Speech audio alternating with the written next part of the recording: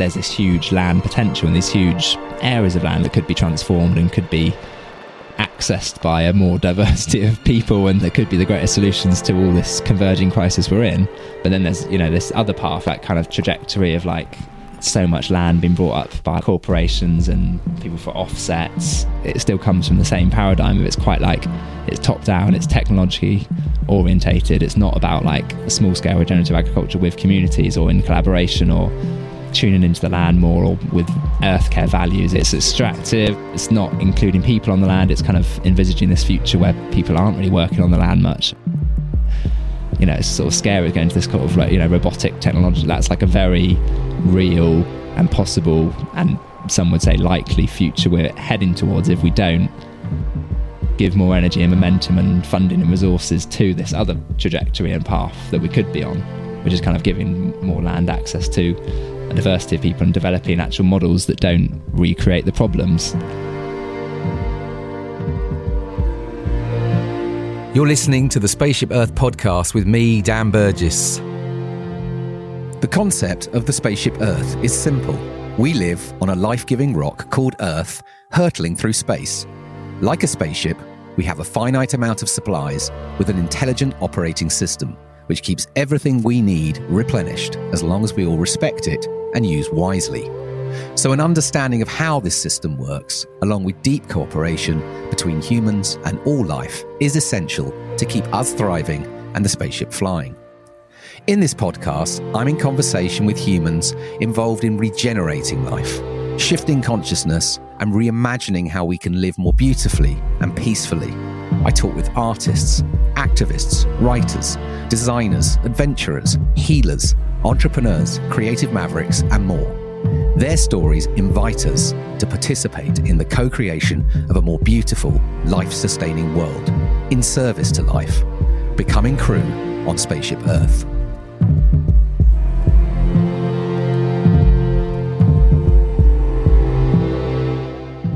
Greetings, Earthling. This is Dan. Welcome to the podcast. Thanks for tuning in.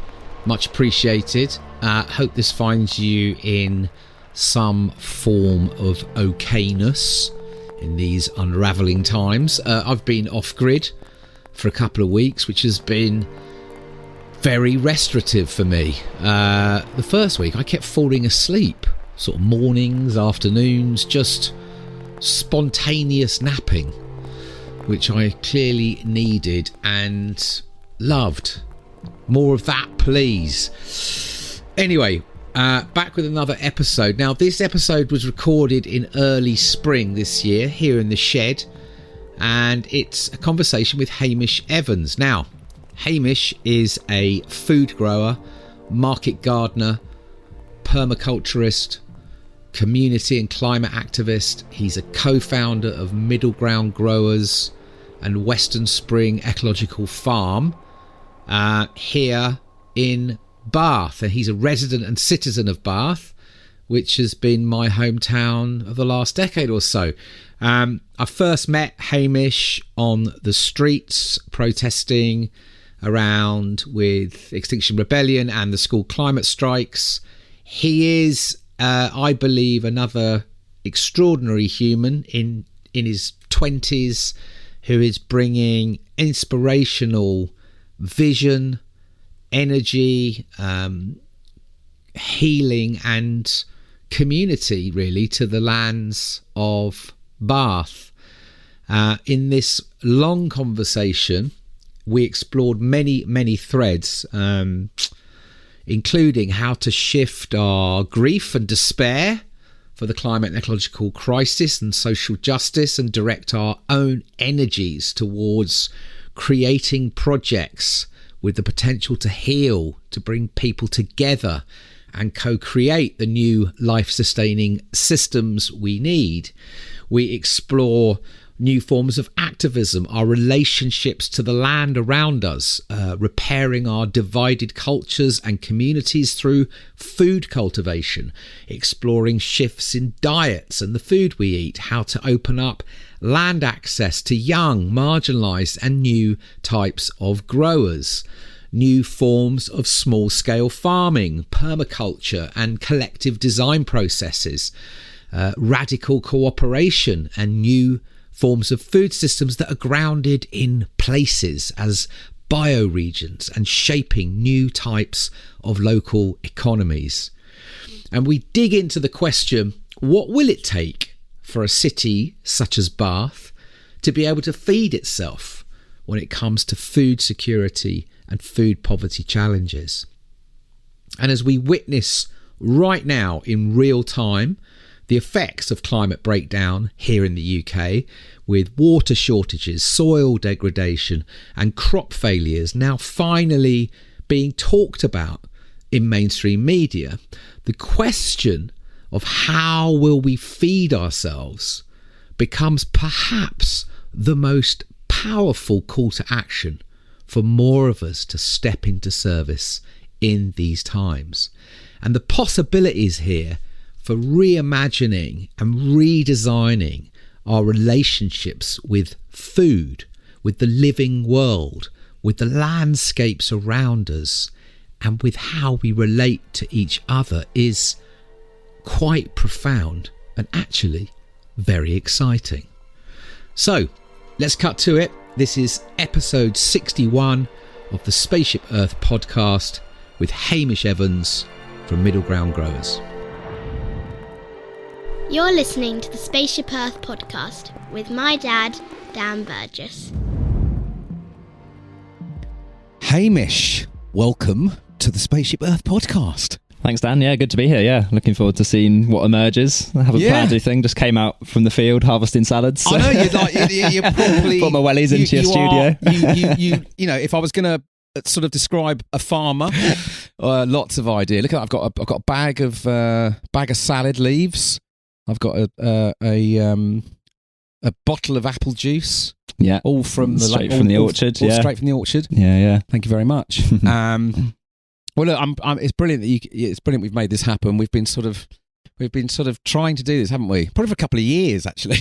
Yeah, I think so. Yeah, it seems like we've crossed paths a lot of ways in our busy lives, and then finally good to sit down and exactly do it. Yeah. Welcome to the bird hide, as Nadeem, previous guest, has described the hangout. Yeah, that's awesome. Yeah. So listen, we're going to there's so much I want to talk about. There's kind of like I'm feeling. It's funny, this morning as I was preparing a little bit for this, and I was thinking about.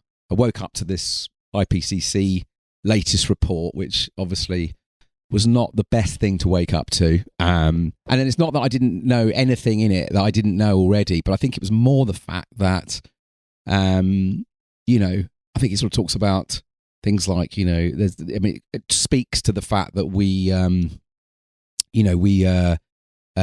can't even remember what it said now, but it talked about a future that won't be able to sustain life. All these things, and you get onto Twitter and you see that only 2 newspapers, I think, in the UK have actually covered it on the front page. Yeah, bonkers. And I get sucked into that kind of like, why is it? We just looked at that tweet, didn't we, from Antonio Guterres, head of the UN, saying, some government business leaders are saying one thing but doing another. This report is a litany of broken climate promises. They are lying. That's pretty hardcore. And yet, the media in this country say 2 papers covered it.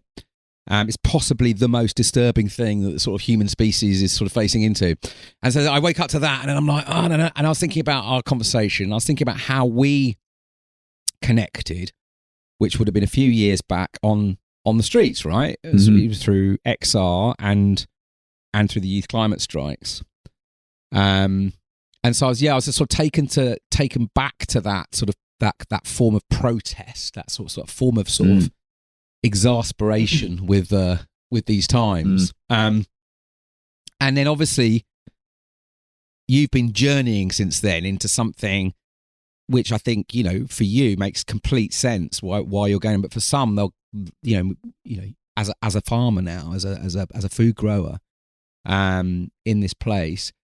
So I'd love to, if we could just start a little bit with, maybe we could go back to the to that form of activism on the streets, the protest.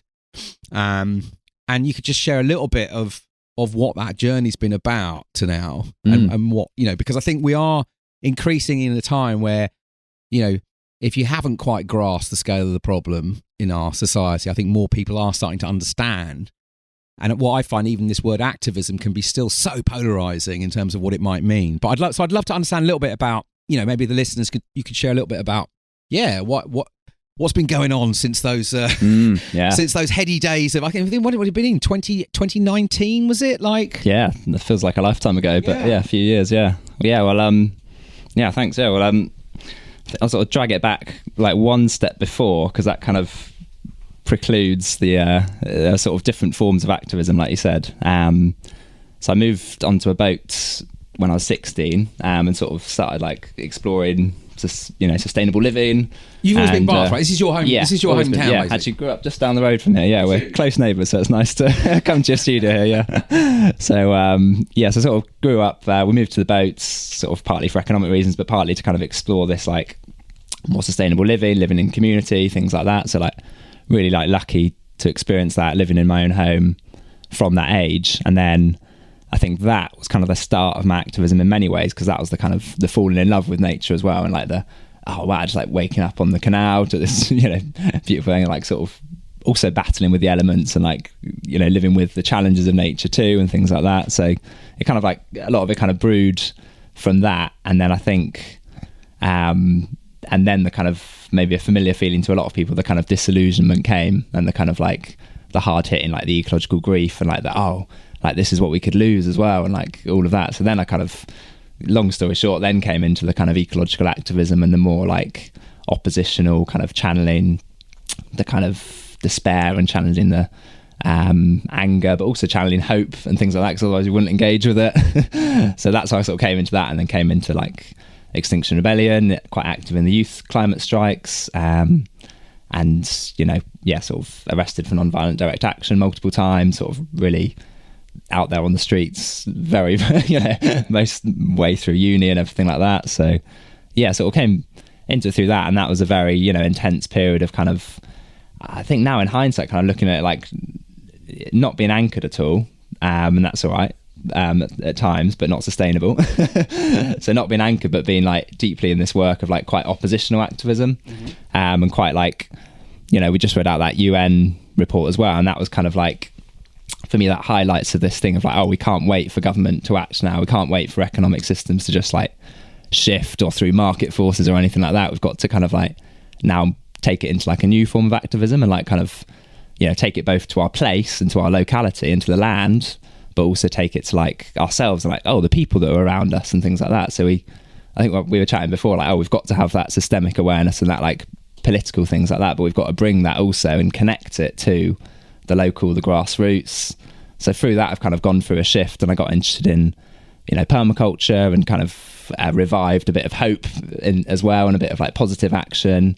I travelled around lots of eco villages in like Palestine, Asia, everywhere, just like travelled on no money, backpacking, sleeping rough for nearly 2 years.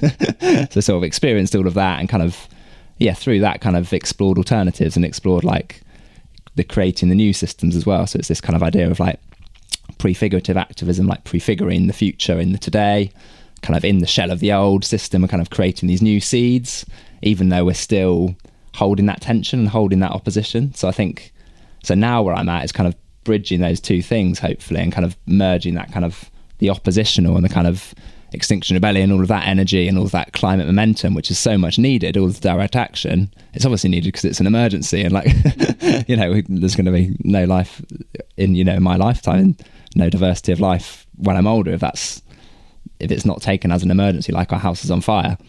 But I need to also, like, at the moment it feels like a ripe time to kind of bridge that with like the practical grounded action, because also if it's an emergency we need to get going on those solutions right now at quite a transformative level, so as not to repeat the problems and mistakes as well.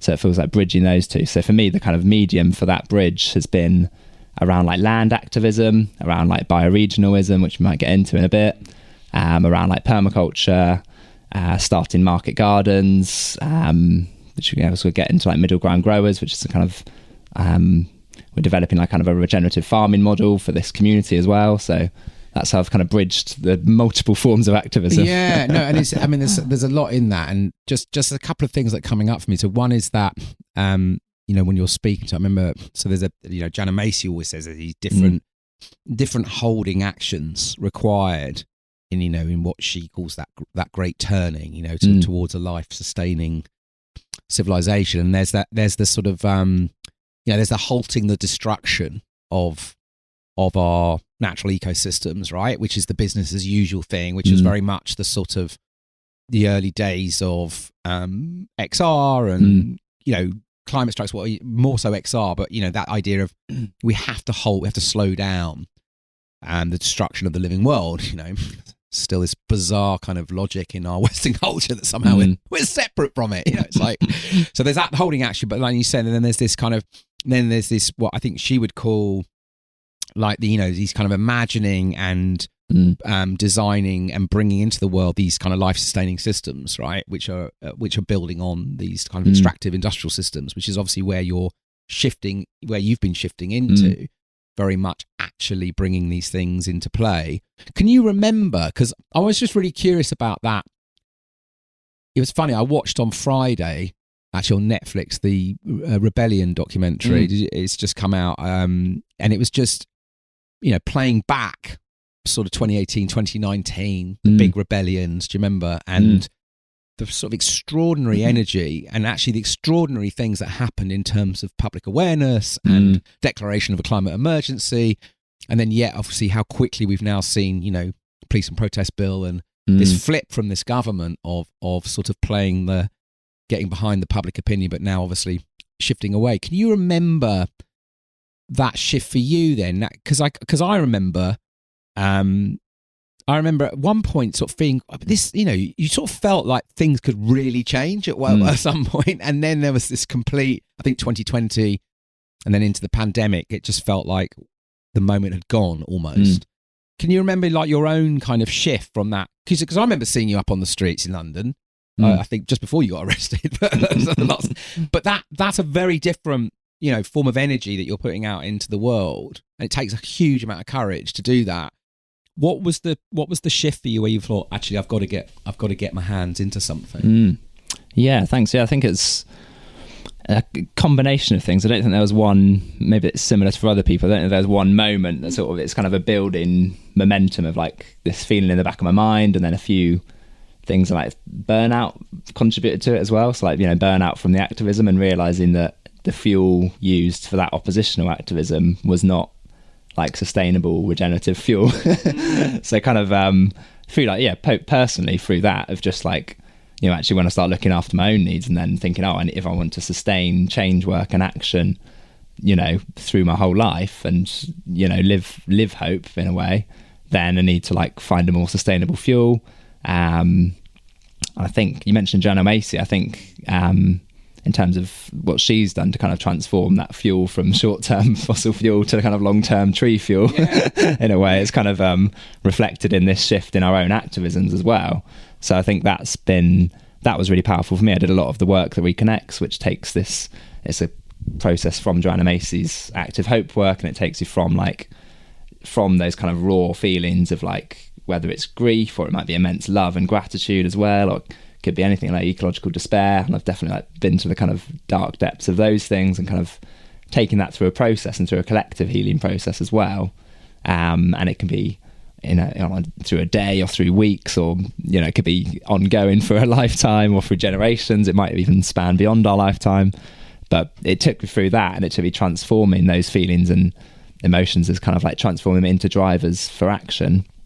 But in a very different way. I think when I went through those processes again, maybe just like 2 years ago, it was very like powerful and transformative in my own shifted thinking, because it made me want to like sustain that work and channel it into something more long term. And then at the same time, I was writing my dissertation, which is now published, on prefigurative activism.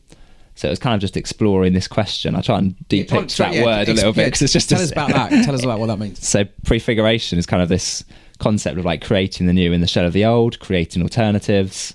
So you could apply it to kind of like permaculture movement, creating alternative economic systems or food systems, social systems, or it could be applied to kind of activism. So in many ways, some of Extinction Rebellion's activism was prefigurative, and like I know Gail Bradford was very like keen on emphasising that it's got to be prefigurative for it to be effective and transformative. So it's got to like kind of embody the changes we want to see in the world at the same time, which is so difficult, as opposing this, you know, massive this massive wall of industrial capitalism and things like that. Yeah, gosh, I'm feeling exhausted just thinking about what you just envisioned, because it is this holding these different realities almost, isn't it? Yeah, definitely. Yeah, and I think kind of going through the process of that research and that kind of work, and kind of it sort of made me realise that they've got to like come together, the kind of oppositional and the, you know, constructive and co-creative work, because it sort of looked at all these case studies of change work in history and transformative actions and movements and things like that, and so many sort of, it wasn't really looking at their failures and focusing on failures, but it was noticing when they didn't lead to the transformational changes envisaged, and when they kind of just led to like either individual burnout or the movement fading away quite shortly. So it's kind of looking at all of that, and then looking at social change from a much broader perspective, and seeing when the kind of longer term systemic transformations actually occurred. And I think a lot of that came through like prefigurative work as well, and then it's got to be then put into the context of climate crisis and emergency and things like that, and actually making it transformative in those terms as well. So I think there's those combination of those things, and then a sort of third factor was kind of getting excited about the land movement and getting excited about like permaculture, and like, oh, we can find all these solutions right at our feet, literally this like soil here, and then learning, you know, intellectually that just the greatest solution actually, there's a whole tapestry of solutions obviously, but one of the greatest leverage points is like land-based transformation. Like we can sequester so much carbon through regenerative practices, and it shouldn't be simplified to that, but there's a whole range of land practices that could mean like much more biodiversity and actually kind of regenerating. So that those sort of things combined with a permacultural mindset of kind of more abundance rather than scarcity, led me from this kind of thinking of like, oh, we need to like minimize our impact as humans, and like all this environmental guilt and like just minimizing impact, and like, oh, so then it's like, wow, we're here. And then it's like, so then it sort of shifted towards this more regenerative mindset over time of like, which I think, yeah, permaculture is very good at emphasizing, is this actually we can be like stewards, we can be healers, we can be regenerators, and that can start like with the land in the now, like in our places. So I think the excitement around that, and then also me getting to my own sort of life stage of needing to develop a sustainable livelihood, and through that was through market gardening at the time. So that's kind of my inlet to the land work, has been, you know, market gardening. We've been doing veg boxes, things like that. So through like stewarding land, but also like restoring the land, but also being able to provide food and create value in our community. So that's kind of the intersection of like the land, the prefiguration, and the kind of disillusionment with some forms of change work led me towards this kind of more hopefully more holistic view of change. But and so you were you we'll get onto MiddleGround in a sec, but like had you been training as a grower? That you've been growing food for some time, right? Or you've been so I mean, sort of, it's only been running MiddleGround growers as the vegetable scheme for sort of 3 years now, but actually before that I was sort of working on organic farms. When I mentioned when I was traveling around, it was mostly, you know, staying on organic farms, permaculture farms, a whole range of like. Isn't there a network that sort of helps? Yeah, it's like there's woofing, so you can like right. I'd really recommend that if you're like going traveling and looking for alternatives and things like that, like going around and like staying in all these like complete diversity of farms, like community farms and eco villages and spiritual communities and like indigenous communities. And just like, I never knew where I was going to be like staying the next day or the next week, or just like go around and like find these places and like work really hard and just like give to those places and like learn loads about growing in different contexts, and more like kind of learn about those land philosophies and that kind of ancient practices. That was really, especially in traveling in like South Asia and kind of not so well known, not like touristy places, like finding out these kind of niches and like merging that when I came back to the UK with like this kind of growing more modern movement of market gardening, which is all about like kind of, you know, producing food in quite close proximity to the people that live there in the communities on quite a small acreage, like small scale ecological growing, often using like no-till methods. So it's kind of integrating that and working on these farms in the UK, bridging it with the kind of, these sort of indigenous learnings and things like that, and then kind of coming towards this like restoration agriculture idea, and that just like really took hold of me, and like it's been an obsession since. Like I remember like first reading about it, and I've like now read all of these like all the farming books since like years ago, and like then kind of gradually over time that kind of led to a vision for this kind of like building that model farm, like a restoration agriculture farm that is both ecologically productive but also like economically viable, meaning providing good regenerative livelihoods, also growing food for community, creating value in our local region, and restoring land. So kind of merging both like the old and the new in many ways, because it is a new way of agriculture, but it's really ancient an ancient, well. It's an ancient agroecology, but it's kind of new to this context. Yeah. Well, I think this idea comes up a lot in the conversations I have on everything. Is this, when we look to the future, it's this idea of blending new and ancient, right? It's like weaving together. We have to weave them together. It's not a binary thing here. Got to move beyond that, because I think there's always a thing you hear on the regenerative farming, regenerative agriculture. I guess when you go back and you understand how different indigenous cultures have always cultivated food, you would probably class it now as regenerative, right? Yeah, it's absolutely. It's probably just been it's like the only way to sort of exist with the living world. You talk about that restoration, so there's almost like a sort of like a sense of healing through these processes, right? Because it's not just because you like you say, when you were speaking there, you're speaking of places, people, biodiversity, the more than human world, land. There's a lot that you're sort of actually weaving, isn't there?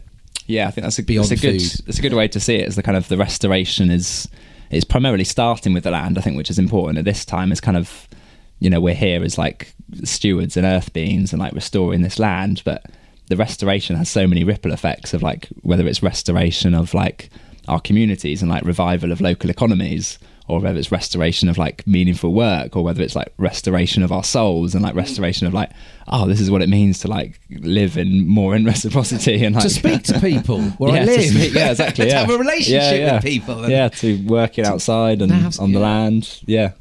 It's incredible. I mean, there's a lot here to sort of to think about. It was just actually one of the things I was just thinking about was the which I think, again, as a sort of modern population, we don't really understand, but like just the clearing of land and the sort of ploughing of soils, and that has caused vast amounts of the sort of carbon emissions that exist in the atmosphere right now have come from this industrial way of farming, right? So again, when we talk about one talks about rainforests and trees, and of course that's all massively important, but the soil, right, is enormous, right? The role of the soil for life, right? I mean, that's what I think blows my mind. Which see, modern sort of Western culture seems to sort of we look up all the time. So we think that sort of upwards is where the sort of magic and genius lies, but in fact, it's all on the ground, right? It's all beneath the soil. Yeah, totally. Yeah, I mean, it's sort of it reflects a lot of norms in our culture. We look up just as we like focus on the outward and the masculine and the action, like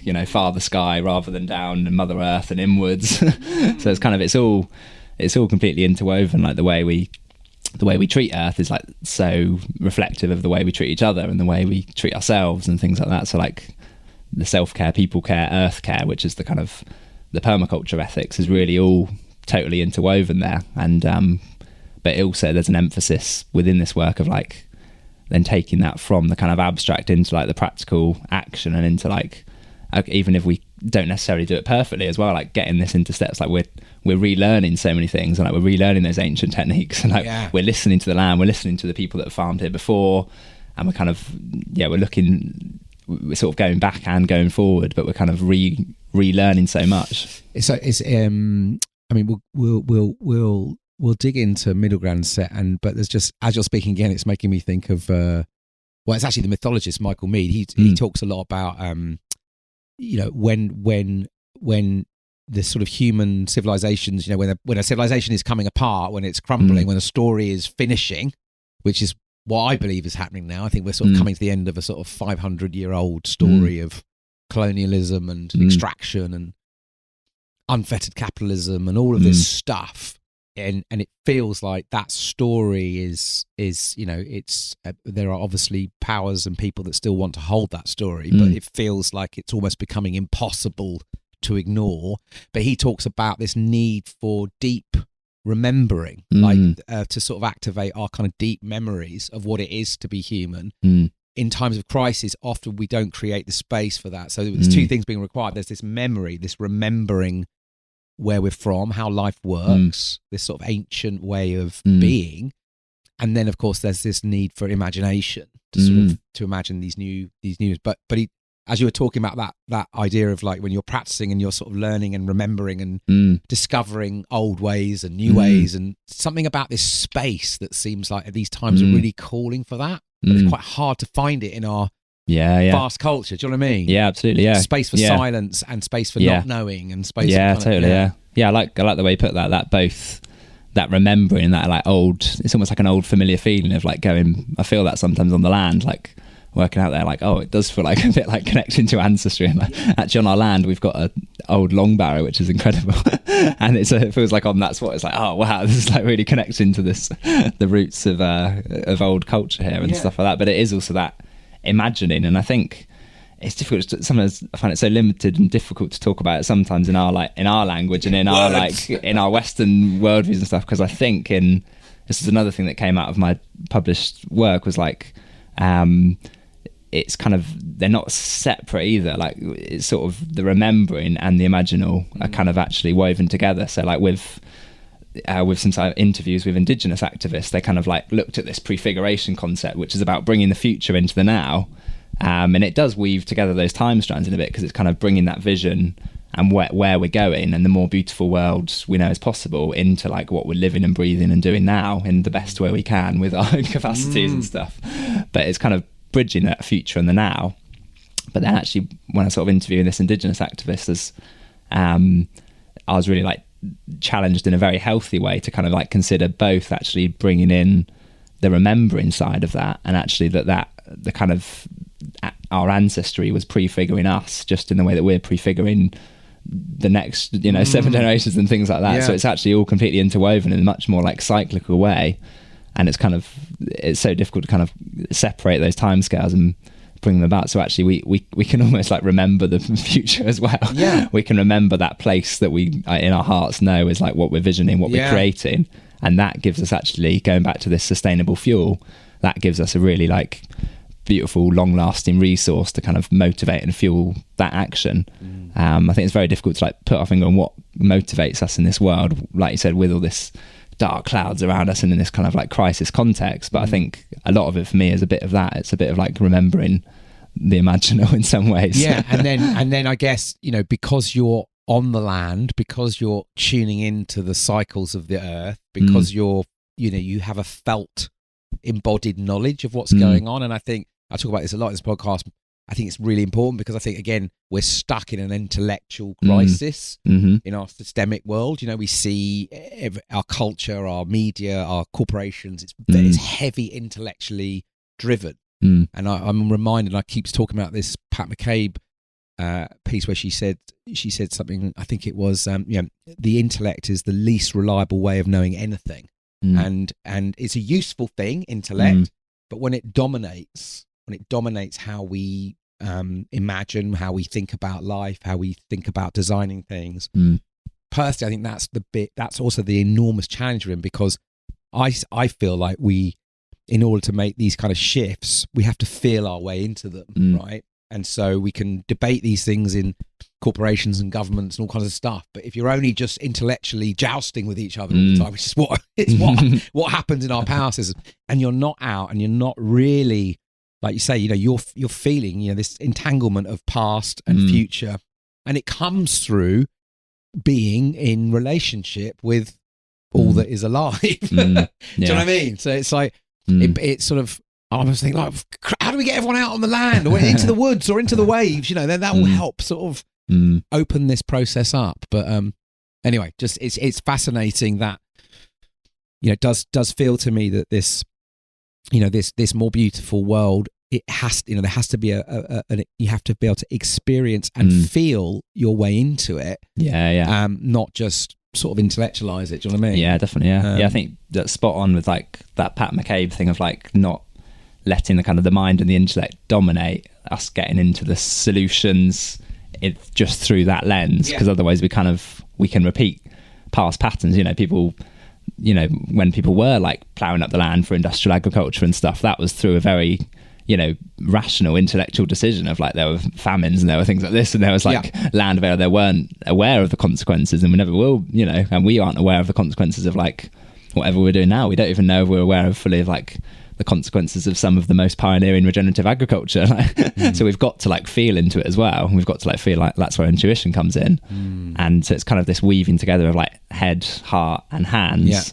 And because our culture's so focused on the head, and also quite focused on the hands and the outer, but not really in like a craft and livelihood sense, but in like, like doing and exploiting and things like that. It's a different sort of hands. Like we need to like redefine what, the hands and the, physical livelihood and things like that are. But it's kind of, that like, those things kind of point towards, we need to rebalance that with the heart. It's like, it's sort of the weaving together with all those, like the balance. So it's like, farming is primarily, it's with the hands and it's action and it's outer and things like that, but actually it's probably a lot of the work we do is the heart work, really, and that's what's led us into it as well. So it's that's what sustains us and motivates us for it. Well, we could, I'd love to explore some of that, and I think maybe what would be cool is because there's you've been speaking to the permaculture approach, and then obviously there's MiddleGround, which was your first market garden, and you've got another farm that's on the go, which we'll get to. But I wonder whether you could maybe talk through a little bit about the birth of MiddleGround, but also like how that permaculture maybe help our listeners make sense of the permaculture approach through it. Would that be possible? Yeah, I'd love to. Yeah, absolutely. Yeah, my favourite topics. Thanks for asking. That's the whole point of this podcast. How long talk about stuff that you're really into. How long have we got? As long as you want, mate. So MiddleGround Growers. So it's now like fairly established, still in its young years, but like established community interest company. We're doing veg boxes. We're growing on a total of 18 acres, kind of agroecology. So we've got trees and perennial crops integrated into like veg growing and no-till systems and fertility cycles, things like that. So those are all kind of permaculture things we can sort of get to. And just for those, no-till means no digging, right? No digging, yes, pretty much, yes. So it's practices of soil cultivation and growing that don't, minimise soil disruption. They minimise disrupting those fungal mycelium networks and all the communications and city of life going on, basically. Where all the intelligence is, really. That is, that's it. We don't want to break up all that intelligence. That's it. So MiddleGround Growers started. So going back to when I was in that kind of transitory period from kind of my focus being on the oppositional activism, then shifting towards the land thing. There was kind of like a year overlap of where I was doing the market gardening. I was doing studying and writing, which was the head, and I was doing the kind of activism and the kind of political on the streets thing. That was probably the most intense year of my life. But great. Was that 2019? I think it was around 2019. I think, So now we're in 2022. So that was kind of when MiddleGround Growers was starting. That was when I was very much like full of excitement and a bit more hope for these like ecological solutions on the land and like permacultural solutions. And I'd sort of, done permaculture courses, and I'd like even begun facilitating some small workshops just because I was so excited about it. And now sort of doing that a bit more in a more structured way. But so it kind of emerged then like really in 2019. So after I was working on organic farms and market gardens, and after the travel experiences, came back, had an opportunity to like lease a small acreage, like 1.5 acres, and it kind of came through and with a transition bath project, so like the transition towns movement. So it's very difficult to access land and things like that, but there'd sort of been a doorway opened through that, and so it's rooted in those things. So the opportunity came up to like lease this land, very small area, so just like started on like a little allotment sized patch, basically. Like I was like so excited to have like a chance to kind of play with all these permaculture ideas. And I had like wormery starting, like wildflower patches, like chickens running around the orchard and like all these sort of things going on in one little space, and like doing it all from like zero startup money or anything like that. Just like, what can I find? What can I build out of pallets? And like, no input. So I was just, I was actually digging then, because I was like doing this kind of like double dig bio-intensive method of like, without bringing any inputs, still managing to cultivate a very small space. So it's what a lot of allotmenteers use and things like that, because a lot of the no-dig on market gardens relies on bringing a lot of compost in, which I'll get to in a minute. But so at that time it was just like, you know, just physical labour, doing that all with hand tools, growing like lettuces and cabbages and potatoes for the local shop. So yeah, in 2019 we were like selling a bit to a local Whole Food shop, and there were a few neighbours that got veg, and there was like a few exchanges going on. We'd swap it for bread and we'd swap it here for other stuff like that. So it's like, you know, getting this, that sort of sowed a lot of the seeds for like this, this could, like, if this was scaled a little bit, and like if there were lots of these, or like not necessarily scaled but multiplied and pollinated, then actually the revival of like local economy and like livelihoods and, you know, social revival and things like that could actually be, you know, huge. And like that's a kind of theory of change in itself. Yeah. And then that ripples out, and then, you know, it provides a model, and people have already been modelling it, which we've borrowed ideas from, and then, you know, it sort of ripples out that way. So that's where the sort of seeds came together, and then it sort of kicked off. I think it was around like lockdown really, because other people joined the team, so like friends and neighbours from the canal, people with different experiences. Like, you know, Xavier had an agroecology experience and experience doing also business side of things and crowdfunding and community funding, things like that. And then Livy and Sammy had been working on flower farms and organic farms, and like had background in mechanics and welding and things like that, and useful and practical skills as well. And then, you know, loads of other people with different skills kind of just revolved around this idea, because it felt like, you know, especially that early days of those lockdown, when it suddenly felt like, we've got to like provide food here, like supermarket shelves are low, there's this whole energy about like, we've just got to like take those solutions into our hands. And I think that's like an appropriate response to me for like a health pandemic, is like focus on our health and like grow food here. And maybe we can have like, you know, a similar response to kind of like, you know, climate crisis, is just to take it into this place and this people. So these guys all came together. We kind of revolved around these like permacultural values of earth care and people care, and like we tried to apply those principles. Like on our original small market garden had all these signs, which, you know, had Andrew with like all these artistic patterns and things of like all the permaculture principles. So there's these 12 principles of like designing from pattern to detail, you know, observing and interacting. So we start with listening with the land, but also we're interacting and like learning with nature and like from nature and all of that. So there's all these principles that we can take into account to like design, whether it's social systems or businesses or land practices or our own personal lives.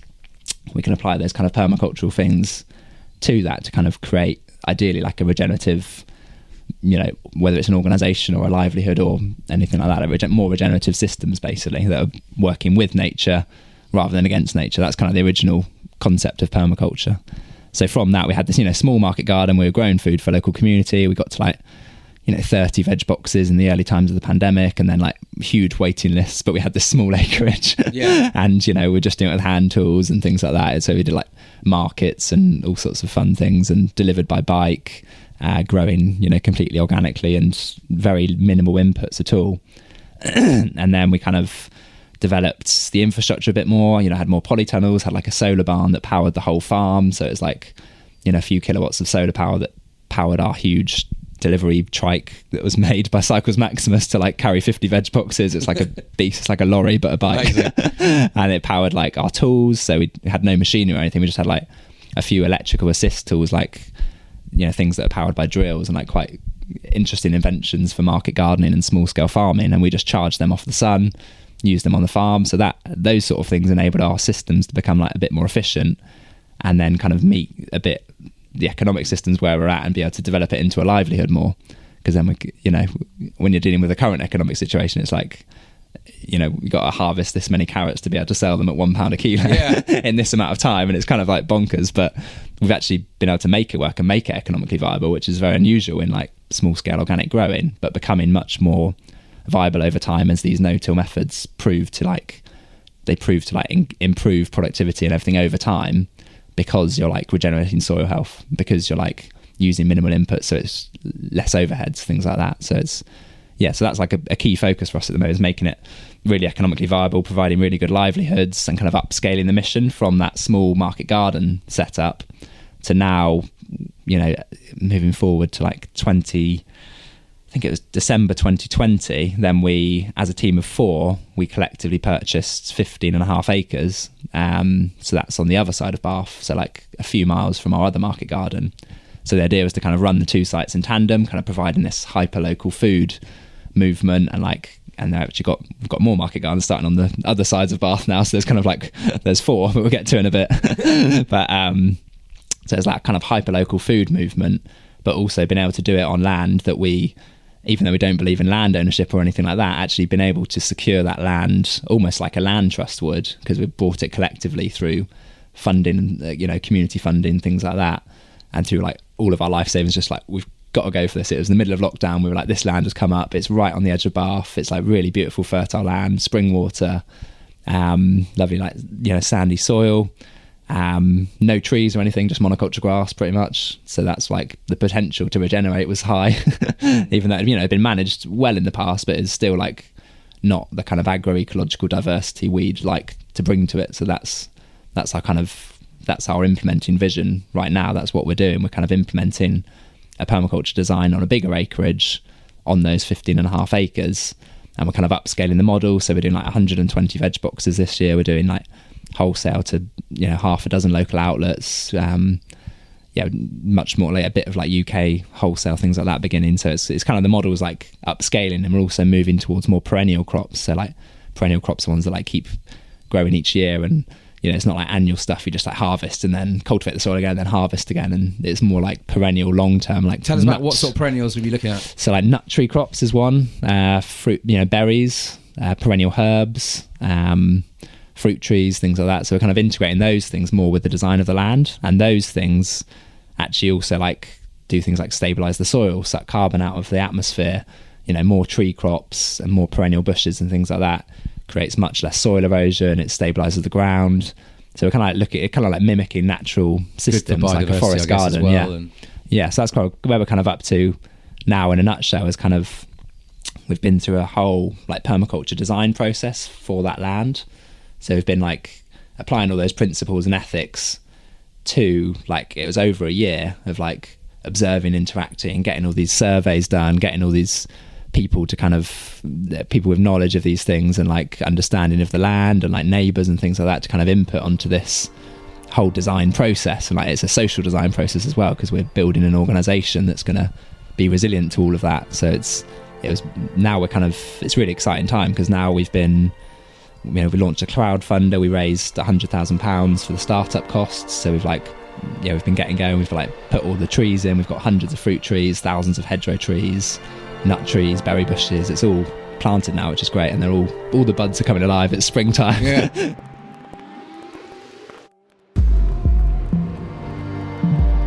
We live on a life-giving rock called Earth, hurtling through space. How bonkers is that? You're listening to the Spaceship Earth podcast.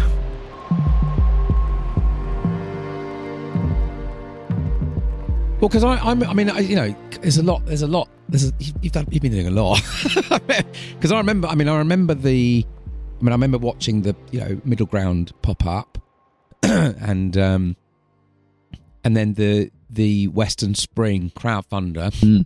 Because you got a lot of media interest, didn't you? You were like popping up on the BBC and Evening Standard, and like, what do you think it was what spiked so much interest? I think it was like a bit mixture of things. So it's good timing in a way, because we kind of released it, a bit post pandemic, and a lot of people shifting mindsets on things and looking about like local food resilience, and beyond, like, whether they worried about the environment or veganism or organic or anything like that. It's actually beyond all of that. It's just like local food resilience, and like, also connecting to the people in Bath that believe in the tradition of Bath, and to like the kind of the old local market gardens and like local livelihoods and like local economy, things like that. It's actually, we find those kind of messaging and narrative are less polarizing and more inclusive, even to people that might not have been included in the environmental narrative or like been put off by it. So we've found a lot of useful lessons in kind of messaging. That's been like one of the key things for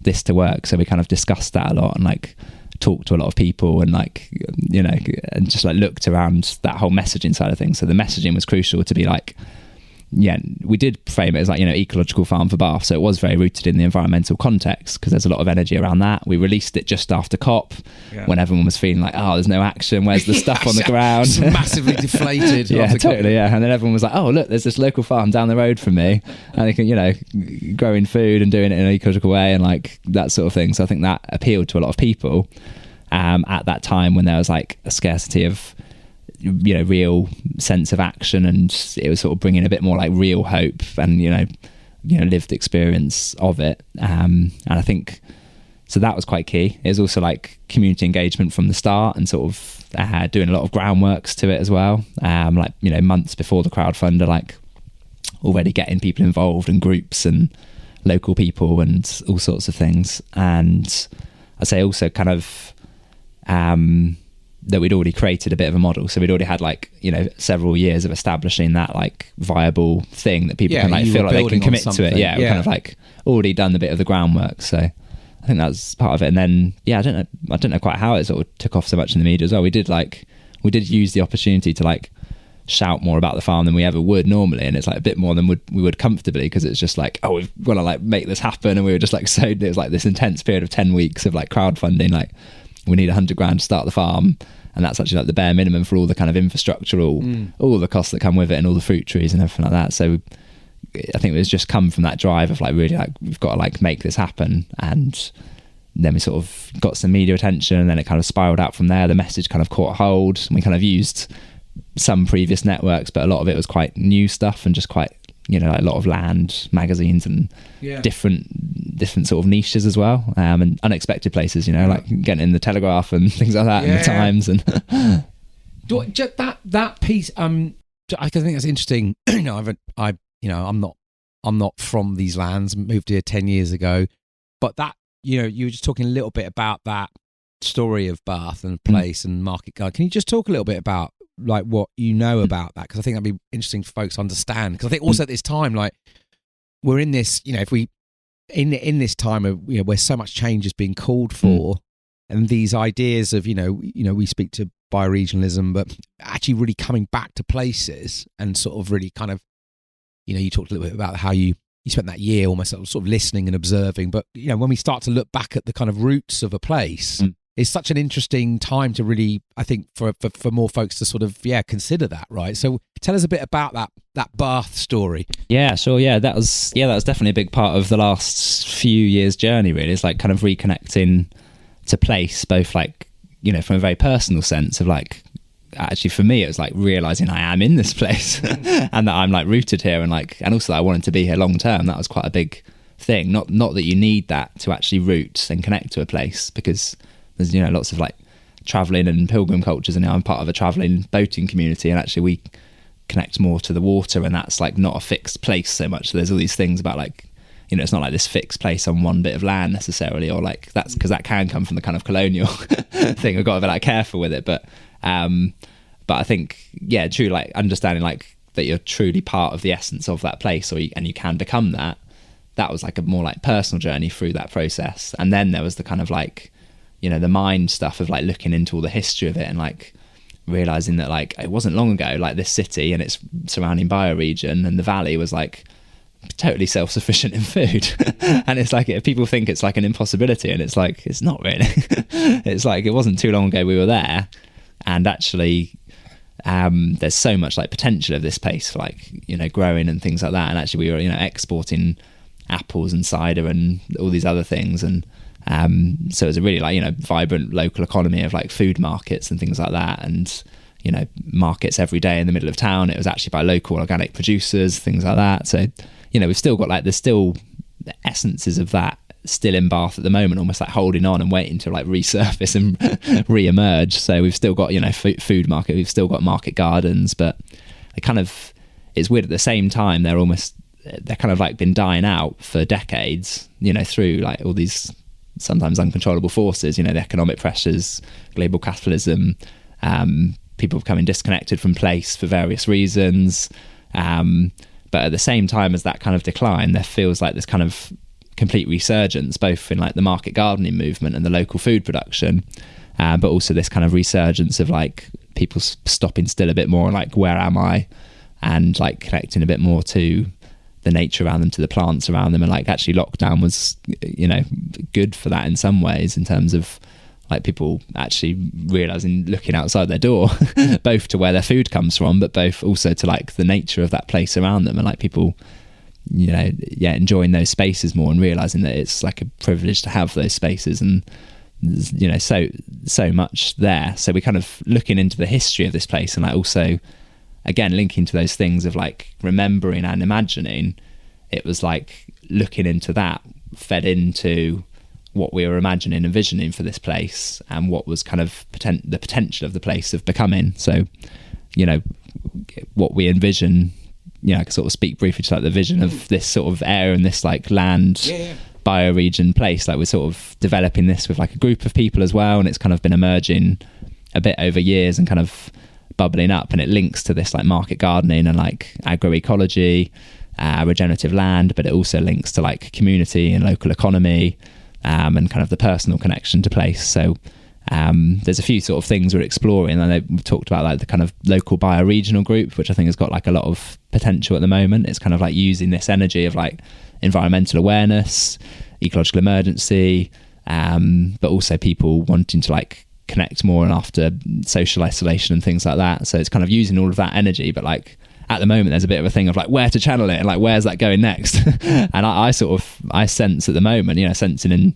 to my heart, it feels like the most kind of appropriate channel for me at least is to kind of start with the land and look at like the place we're at and the people around us, and still think with that systemic awareness if we can, but like doesn't necessarily always need to. It can just be like focusing on what is here and how we can like regenerate this land around us, how we can involve everyone and for it to be inclusive and things like that. And so this kind of local bioregional concept is kind of like looking at the potential of this bioregion, which is, you know, this kind of distinct ecological, you know, entity of land. It's like usually surrounds a valley or a series of catchment areas, and it often like defines the character of a place. We start with that land, we start with its history. Like you said, a lot of the kind of deep history would have actually been like regenerative in many ways, and there would have been regenerative practices. There would have been destructive ones too, but you know, we've got to like also look at that deep history of place.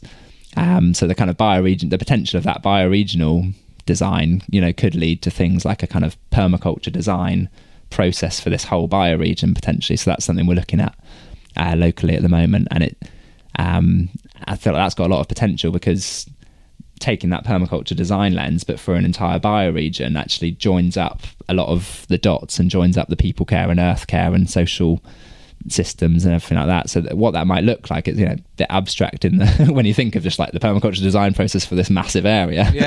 But what it's happened a lot around the world, and it's especially in Australia where permaculture was sort of coined in terminology, and it's happened on, you know, thousands of acreage, kind of going through this like design process, starting with the land and how to restore that land, but how that also has ripple effects for communities, for economies, etc. So in Bath, for example, you might use this kind of zoning methodology, which looks at like you're going from zone 0, which is kind of yourself and this area around you and your home, to like zone 5, which is like you know, sort of wilderness, like the kind of broad scale landscape. There's lots of areas in between that. So from, you know, zone 0, where most people are, we've got like zone 1, which is like the inner city. So you can kind of imagine our bioregion, we've got this, you know, city or multiple cities at the heart. And then zone 2 is kind of the urban fringe, and around that zone we might have like, you know, community gardens, small scale market gardening, rooftop beekeeping, kind of urban green spaces, green architecture, all of those things. Is how it all weaves together, you know, social design, inclusive politics and different economies and everything like that. And then we sort of move out to like zones 3, which is kind of a bit on the periphery. It's a bit where Weston Spring Farm sits. So I think in those zones, often what's most appropriate is kind of this restoration agriculture and this kind of like rural, it's like semi-rural, semi-urban, but you've got livelihoods that are kind of connecting both. So it's kind of the fringe, and it's like linking, you know, maybe agroecological farms to their communities, to places in the city that are providing food for people, to like community restaurants in zone 1 that are growing food for people. So that's like kind of zone 3, it's like the outer ring. And then you've got zone 4, which is kind of a bit more, in our bioregion, it's like a bit more rural. It's like around the kind of hinterland. It's like some of it like more steep land, some of it might be more appropriate for like regenerative grazing or like broader scale, projects like reforestation, things like that. There's projects like integrating. We've got the first wild beaver populations coming back in the Bath, which is really exciting. Very near where my boat is. Just need to go down and see them soon. So we've got all those things going on, like that zone 4, which is the kind of like, almost getting into wilder spaces, and that's also where we can have like scaled up agroecological designs for farms and for communities and like rural livelihoods, things like that. And then we kind of get into zone 5, which is kind of the outer ring of like much more wilderness, and it's further from that heart of where the city and the people are nested, but it's still got to be like connected to that, and we've got to like bridge those gaps a lot more. But a lot of what's appropriate in that range of the bioregion is often just kind of like restoration or like rewilding, and it's on much broader acreage. It's much more, difficult terrain for like production and for like coppicing and for all those sort of rural livelihoods. So it's actually more appropriate for often, that sort of restoration things. And it might still involve a lot of food production. It might still involve a lot of fuel, sustainable fuel and things like that. I'm not talking about carbon offsets and biofuel, of course, but like much more other sustainable forms. So we might be looking at like,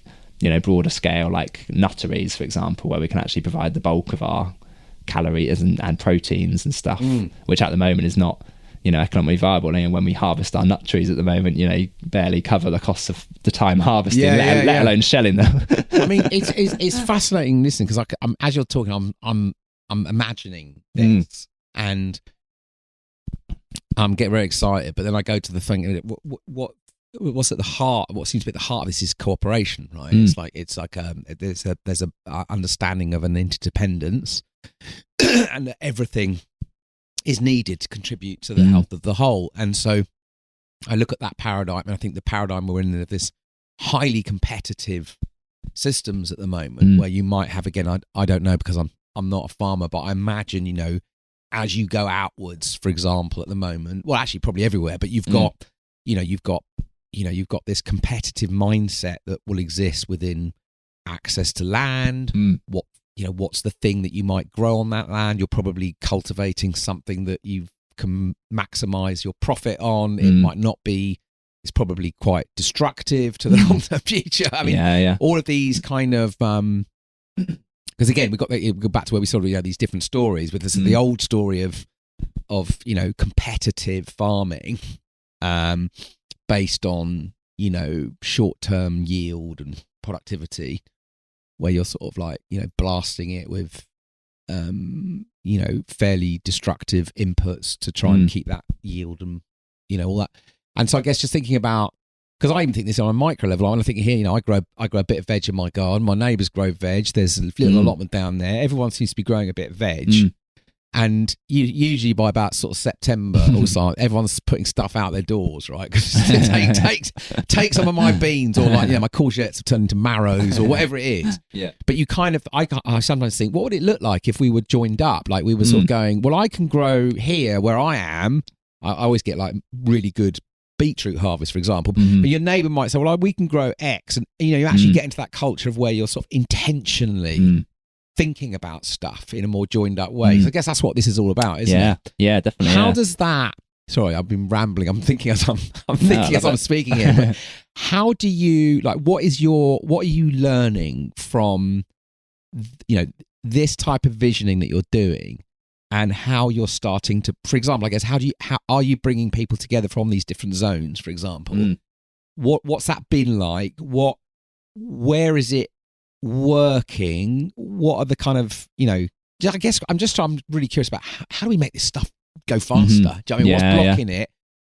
What's needed to kind of help make this vision really move? Thanks for that. I think I'm glad you brought up like the cooperation aspect, because that's like so, I probably didn't emphasize it enough in like the story of MiddleGround either, but it's kind of, that's also in a way, just as we're trying to model these kind of restoration agriculture principles, it's actually modeling new forms of leadership, new forms of collaboration, things. So that's where it's all, again, going back to that, it's all interwoven. So just as in activism, when it's prefigurative, it'll prefigure more, decentralized leadership, more like empowerment collectively. The same with like what we're doing whether it's in our own lives, in our communities, or with like our business practices or with the land practices. We've also got to like prefigure how we want to be and how we want to interact and how we want to cooperate. And those happen to also be the biggest levers for like those things you said to actually happen.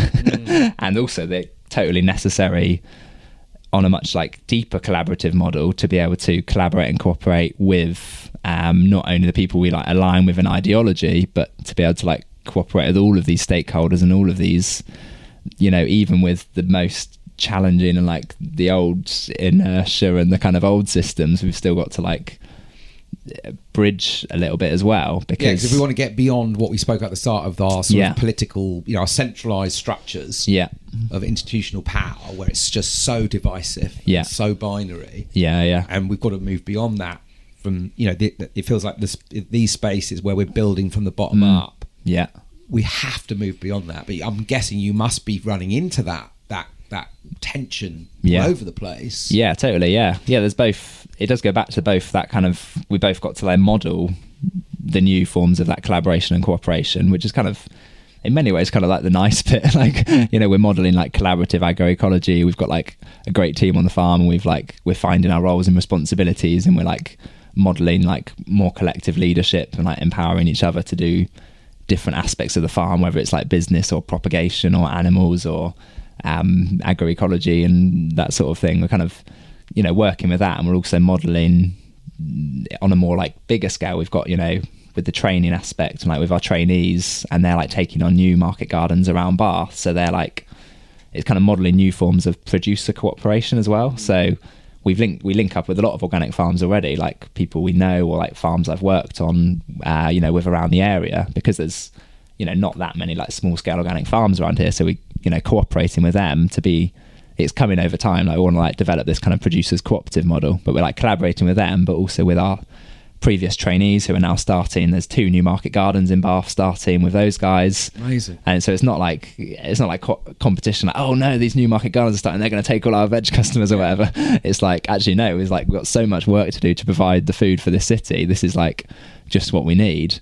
And actually it lifts us up and we lift them up through that, and they're kind of still staying engaged with MiddleGround growers, but they're like having autonomy on these new plots, and they've managed to find land to access and lease, which, you know, a whole other topic we can get onto.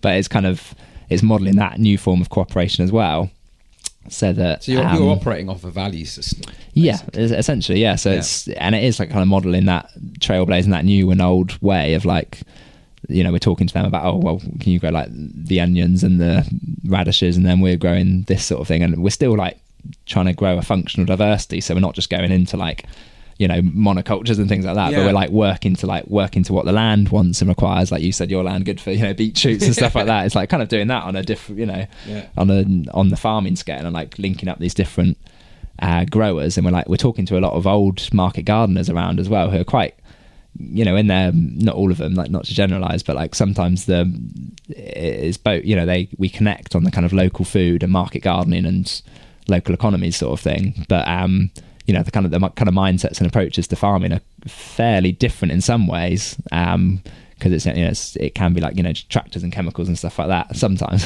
Not always. There's a lot of organic market gardens around Bath as well, but it can be like, just in like quite a different mindset. So it's kind of like bridging that and still like still kind of communicating healthfully, and like being able to like work together on things. Like we're actually providing for a greengrocers of another market garden, and they're like supplying us with stuff and things like that. So we've kind of found a way to like collaborate through that and through like what we're doing, which is like the kind of the farming and the day-to-day and the land work, and they're kind of like struggling to be able to pass on that land because there's, you know, they think there's a lack of interest in growing and things like that, and then we're coming from this completely new angle of like, there's loads of interest in growing. Yeah, exactly. Yeah, and there's dozens of trainees like all around the country. There's a whole network of people wanting to train in market gardening and like looking for bits of land to do all of that. So that there's that whole side of it of like cooperating to create this kind of producers cooperative, and like the training aspect of bringing people up through to like learn these land-based skills, like the relearning and remembering, and then giving them kind of autonomy to like then be change makers and then do that. So we've had great success with that. Like all of our trainees have gone on to start growing projects, you know, in the last year, which is amazing. So that's great. And then I guess then to like kind of touch on the kind of the deeper cooperation and the more like challenging one, and like the kind of tensions, that's like the whole other side of it, of like navigating change work when you're in this kind of, in some ways, like toxic paradigm, and like quite challenging, you know, worldviews, and like especially, you know, being in Bath, sometimes it can be like you're like very surrounded by kind of quite different ideologies and things like that. And but that's kind of like, we're always surrounded by all that. It's kind of like the diversity of things. So it's I think we've got to like kind of meet people where we're at, and like going back to the messaging of like kind of messaging and community projects that are inclusive and kind of bring people along with them. I think that's like the kind of the ideal. And although sometimes you can try and do that and do it as best you can, and it will still come up to like opposition, because one, we're creating something new and it's changed and people don't like that, and two, it's kind of like it's trailblazing the way for this like sort of these things, because we're kind of like just going to like one example is like kind of like battling up against this old planning system, you know. It's been like over a year and like over 10 grand of costs just trying to get planning for like a simple agricultural barn that we wanted to do a green roof, but the planning system demands we do a concrete roof. Makes no and it's sense just like absolute bonkers. Yeah. And it's taken so long and so much money and so much bureaucracy from a council that says they support environment and climate and stuff like that. And it's not to like critique the council necessarily, but it's more like that the kind of the old processes and systems of like planning and things haven't caught up to like the context. Yeah.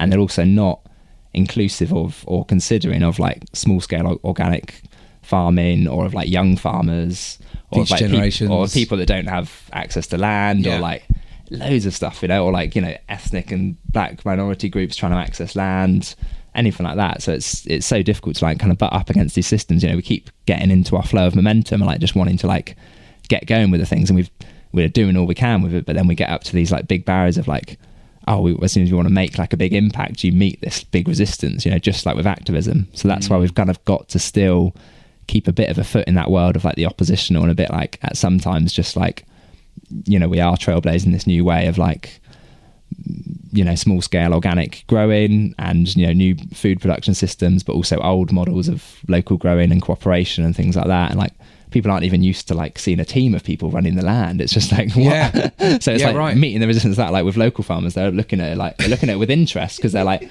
oh, this is good, young people wanting to get into farming, because I'm, you know, the average age of the UK farmer is 60 and there's thousands of acreage, and most of them on big debt driven farms and industrial agriculture. And then they're like looking like, I think there's a lot of sense of like they've been left behind and they've been like forced into these things through the economic challenges. And then, but actually they care deeply for their land. Like a lot of the big scale farmers around us, you know, really do. They connect to their land a lot, and they want to do what's best for it. But there's all these economic things, and they're tied up. They've been taken up by it. Yeah. I mean, gosh, there's so much in that. But some of what you're speaking to on this whole kind of, you know, structures and systems, and you know what the things that are sort of, there's some things like you say that are connecting maybe more divided folks, are sort of connecting over some of these things that you're bringing in, but there's obviously still some things that are sort of pushing you apart, opposing. And this feels so, I mean, I was just thinking about the access to land and these structures of planning, and you know, they're I guess, again, I'm not a legal expert, but what I hear often is that, you know, we're trying to sort of create these new systems, but we're working with sort of such old, you know, governance and legal and financing and everything. We're sort of constrained almost by sort of these structures. Land access has come up quite a lot, and you spoke to, you know, marginalised groups, people of colour who's been historically in this country, you know, really pushed off land, or you know, there's a big sort of, feels like there's a lot of energy around land access, and then the other thing that's coming up is hearing these stories of farmers who, like you say, have been doing this for forever. Many are reaching kind of retire, you know, want to retire, and you're hearing more and more farmland is being bought up for silly money by things like corporations trying to sort of deal with carbon credits and using land for kind of, you know, conifer tree planting so that they can keep sort of doing business as usual, but claim to be sort of responding to this kind of net zero madness. So that's kind of quite deeply what I find that quite deeply worrying, because it's, again, and I'm not sure people really understand the implication of that. If we go back to, you know, food security and livelihoods of people, and this amazing kind of light that you and your crew are sort of shining on what could be with particularly in this place, but then you've got these barriers, particularly finance and access. What are you hearing or what are you getting from your experiences with connections with farmers or landowners, and do you feel that tension? And yeah, I think there's two kind of paths and trajectories, because you kind of alluded to both. There's this great like potential, and there's this thing of like lots of people want to access that land, lots of people want to like learn these land skills, and we're noticing, like, you know, we work with the Land Workers Alliance, and there's like this huge network of people being trained in organic growing. I think it's, you know, I say it's huge, it's like it's growing, and it's like it should be upscaled and supported by the government and things, but it's not. But, you know, there is this kind of growing energy around that, and people wanting to connect to land and wanting to like develop a land-based meaningful livelihood and, you know, live sustainably on the land and things like that as well. But, and then there's this kind of, and like you said, that aspect does match up with, like, there's this huge land potential and these huge areas of land, like farmers that it's not working economically, and they're like get into retirement, and there's also big areas of council land that was once allotments and was once other things, and there's lots of brownfield sites that could be transformed and could be accessed by a more diversity of people and things like that for all these changes that need to happen anyway, and that could be the greatest solutions to all this converging crisis we're in. So that's like kind of the one path that's like that potential and that like that opportunity in it, and that's like one way it could go, like those opportunities could meet, and that could open up a lot more land access for people. And that's sort of almost like this, like you say, like this access to land and allowing people back on to start growing could be this kind of catalyst for so many of these issues that we're sort of facing into, right? Yeah, totally. Yeah, and it could be through, there's various means that could be through, like we've touched on, like ecological land trusts. You know, it could be that, because, you know, it's not like accessible for like an individual or a young farmer to like buy land, or even to lease land is tricky, and it comes with its own insecurities and challenges and things like that, which we're also grappling with at the moment. But there's there are these kind of mechanisms and things like an ecological land trust. There's a group in Devon that they are like managing to like source funding for and purchase like plots of 20 acres. They make them available for these like land-based enterprises, for like market gardeners, but it's kind of collaborative. You know, they buy a 20 acre or 30 acre plot, and they'll like, through their organization, they'll kind of organize and take a lot of the heavy lifting of like the kind of helping with planning and all these systems, with, you know, using professionals that have been in those systems themselves, which is great. And then they'll kind of open up those plots to groups and giving priority to minority groups, like get access to that land, and people with, you know, training in it as well. And that maybe it combines with a training program to access that training too. But that's kind of got loads of potential, and that's just kind of evolving. And that's part of what I envisage for like this Bath bioregion, is like an ecological land trust where we can like secure these plots of land, not as like individual landowners, but as an ecological land trust that secures that land for like thousands of years. And it could be written into the laws of that trust, but then it also gives secure leases and livelihoods and opportunities for like small scale growers, for coppicing, for like community gardens, for all this sort of thing. So that's kind of one mechanism that path could follow. And that's sort of following, you know, which I love this, because this is this idea again of we're sort of taking this idea of ownership, throwing it away, going back more to kind of how Indigenous people have always seen, like, you know, we can't own the land, the land owns us.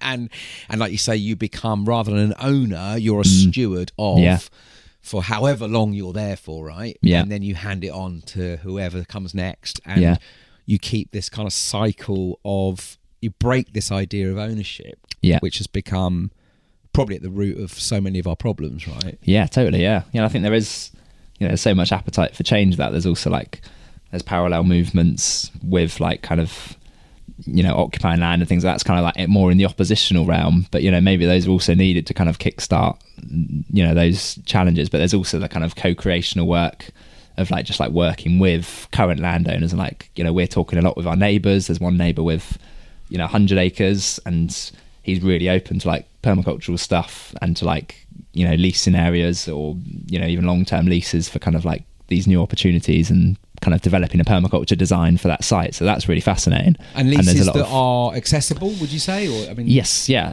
As far as I know, I think there are definitely opportunities for that. And our 2 trainees from last year have taken on growing opportunities on leased land from, you know, larger landowners, but ones that are kind of beginning to think differently, and they've entered a bit of a dialogue with like, how do I want this land to be stewarded? And so they're leasing them for free to these market gardeners to start up, get them going, which is great. And they still have these barriers to like startup costs, but then there's also, you know, we've got to find and adapt to ways around that. Like, you know, we've used crowdfunding and gathering momentum around that, but there's other ways as well. And there's also like starting small and just building it slowly, which we've done a bit of that as well. So that's like that kind of one path of like that one trajectory of like matching up landowners and access to all of those things, like through ecological land trusts, through like returning land to indigenous communities, through all of these things.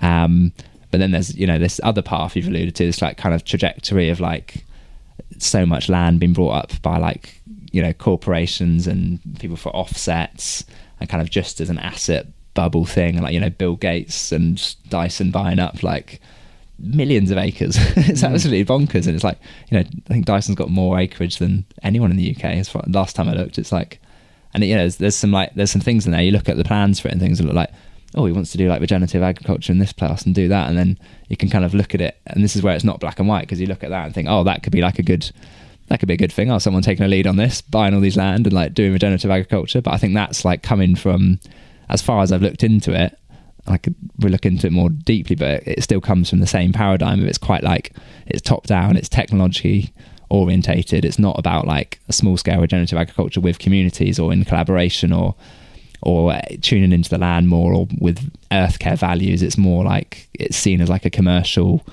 opportunity. It's extractive. It's not including people on the land. It's kind of envisaging this future where people aren't really working on the land much, and like, you know, it's sort of scary going to this kind of like, you know, robotic technology. That's like a very real and possible, and some would say likely future we're heading towards if we don't, you know, give more energy and momentum and funding and resources to this other trajectory and path that we could be on, which is kind of giving more land access to a diversity of people and developing actual models that don't recreate the problems.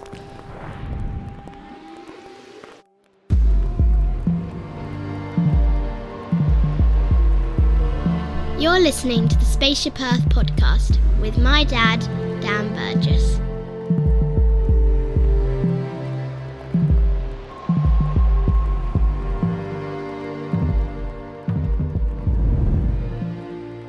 So what's it's fascinating. What in your sense in this region, in this place in Bath, what is blocking this work that you're doing, or this visioning that's starting to come together? I guess, you know, blocking, or what would help build more momentum around this? Is it funders, and if so, what sort of because I guess, you know, it's where is money coming from? I guess that's important, right? Because in our old story, money tends to want return quite quickly, you know, and so this feels like you know, there was a great was it sort of highly patient money, maybe, you know? It's like sort of, but what is it? Is it the kind of the some of, like you say, like the planning and regulation? I guess it's probably all of these things, but could you give us a sense of like what feels like the big blocks for building more momentum around this idea? Yeah, sure. Yeah, I think there is the kind of this like systemic inertia. So there's the kind of the bigger level stuff of like, you know, the economics of it. Because like a lot of land is just been put into like what is most profitable or things like that, or like, you know, with those technology companies buying it up and that raising the price of land, and like London people buying up land in rural areas and stuff like that. So there's all those kind of barriers that just like push that land price up to something unreachable. And then alongside all the other economic factors of like, you know, food and land-based livelihoods are not valued enough. You know, people spend 1/10 of the income they did 40 years ago on food, but also the cost of other living's increased and other things. So it's such a difficult polarity to reconcile, because it's like land workers have got to be paid properly, and it's got to be, the land work has got to be done like ecologically and everything like that, and they've got to be paid. That's like a social justice thing, is they like those livelihoods, and then the food's got to be affordable, but then it's sort of pitted against like industrial commercial food that's like factory produced, subsidized heavily, using finite fossil fuel reserves to make it seem artificially cheap, and all these things that push carrots down to 70p a kilo or something like that. So that's a really complex one to navigate, and I've got to integrate that kind of social justice perspective into the work. But I think there's kind of those big macro abstract barriers and those kind of systemic inertia things that prevent this from really taking off. And there's the land access we've touched upon. There's like the access to startup capital.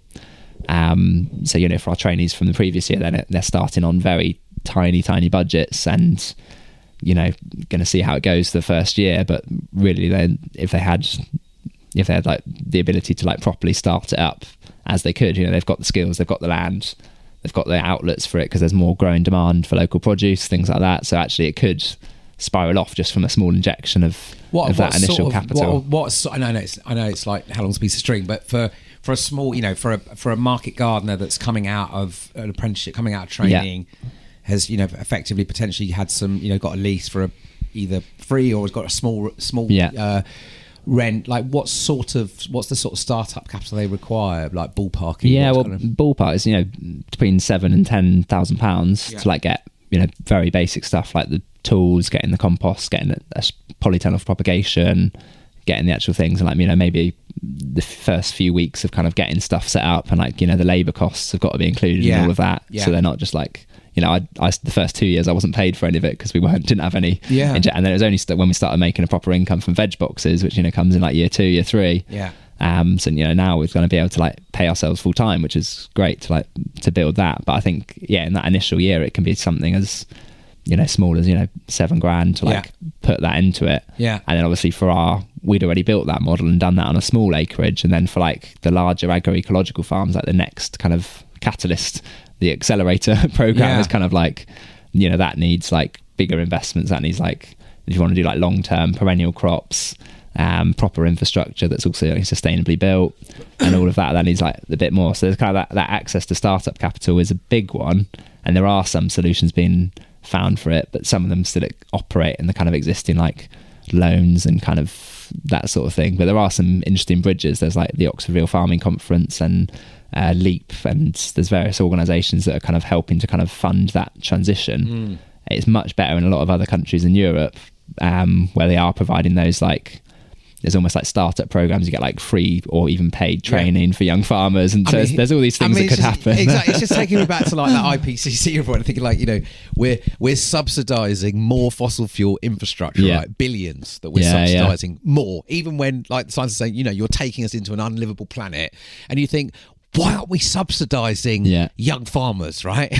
To create, these are small micro grants. You think of the billions that go into this kind of speeding us up with fossil fuel. And what we're talking about here is slowing us down and creating some sense of health and resilience for communities. Like what could be more vital than that, right? And it just, again, it doesn't fit these shifts. It's just what we decide matters, isn't it? Because money flows to what we believe is important. And because I'm imagining, is it just on that question? I saw my final rant about the IPCC report, but they were, for the first time ever, they've talked about what they call in technical terms demand side mitigation, which basically means like behaviour changes. Right? So they sort of talked about this across this report, and when it comes to food, obviously they're talking about demand side mitigation, which effectively means things like eating, and again they don't even really speak to like the elephant in the room. Let's stop producing so many animal carcasses and anything. But they talk about sustainable healthy diets, right? And obviously we're getting into here, I guess, the type of food, the diets that we could be shifting to, because that's why I find this stuff, again, it's so interesting, because what you're speaking to in there's both money and capital, there's the systemic kind of governance and legal and stuff. Then there's the sort of demand side. There's almost like the cultural shifts that have to occur, right? The stories, almost like why local people want to support this stuff, why people want to shift. For me, like, you know, it might be an uncomfortable conversation in the West when we talk about, you know, shifting our diets, but we know how destructive our modern diets have become, right? And so it's the concept of, like, going back to, like, can Bath feed itself, right? And what could a network of young farmers, you know, between them, you know, create, you know, sustain a population. And kind of what it makes me think, like, what would that diet look like? Do you know what I mean? Yeah. And I don't know if, I mean, there's quite a lot in there, but do you have thoughts on that? Because I feel like, you know, personally, again, I feel, you know, people say, oh yeah, but you have a choice. I think, no, bollocks to that. We're in an emergency, right? Are we going to be remembered as the people that were so selfish because we wanted to just eat animals every day that we couldn't be asked to change our diet? Do you know what I mean? Will we really be known as that? You know, in the, you know, our sort of future ancestors will look back.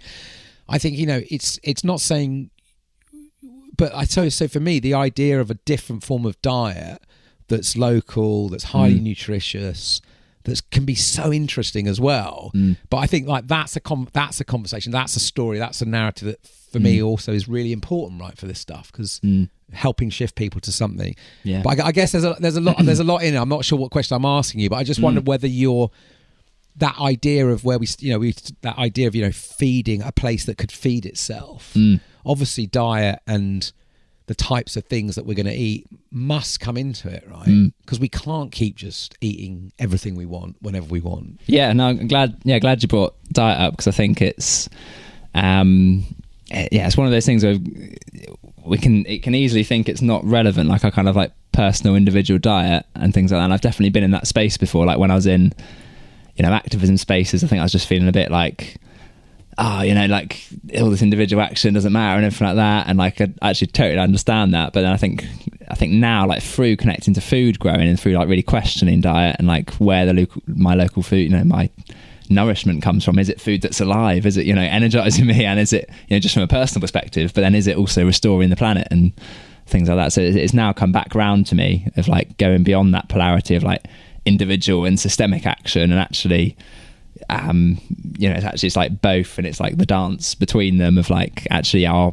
you know, our day-to-day things and what we choose to do and eat and everything like that is like so entwined, and it does actually, you know, it creates the culture we want and it creates the systems we want in its own ways, but that has huge ripple effects, and once it's woven into the collective, then it has huge potential for change. So it's one theory of change, and it's obviously a whole tapestry of change. But I think that the diet point is like actually really crucial, and it's like actually what we like choose to eat actually directly feeds into what sort of both what the land looks like, you know, if we're choosing to eat these sort of industrial and processed foods and everything like that, which is totally understandable, because I also do sometimes, because it's just like we're in that system and it's what's easily available, it's what's cheap, what's affordable and everything like that. So, but you know, at the end of the day, like eating those foods reflects in how the land looks and like whether it's like being restored or whether it's been destroyed. It's like that's simple as that. It goes like directly to that. It's like we can support regenerative practices,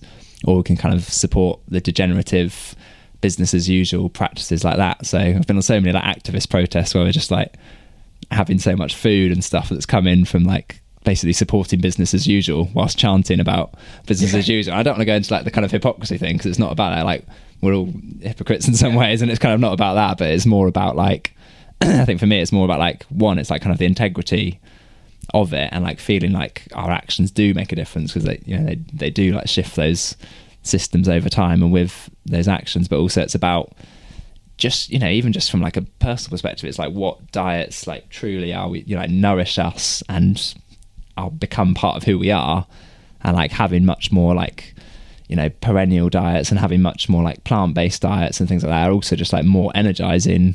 You know, what I find, I can only speak from my own perspective, but like having foods that are alive, basically, whether they're from plant sources or, you know, some regenerative meat sources or anything. I think it's like what foods are actually, one, restoring life on land and, you know, part of a natural system rather than an unnatural system, and two, like are they like foods that are alive and have like, you know, it's kind of what Steiner talked about, like the soul of a food and things like that. I think that's like quite important to me. That's kind of from a more like biodynamic spiritual farming aspect, but I think it is quite critical, and it will become more critical over time, because I think a lot of the industrial foods and everything, we actually like limit humanity in a lot of ways, like in ways we don't quite know at the moment as well. But there's also like very clear scientific studies about like how like just this, you know, lack of diversity in food crops and monocultures actually leads to monocultures of like mines and lower energy and more like heaviness and sluggishness and like struggling to wake up in the morning and all those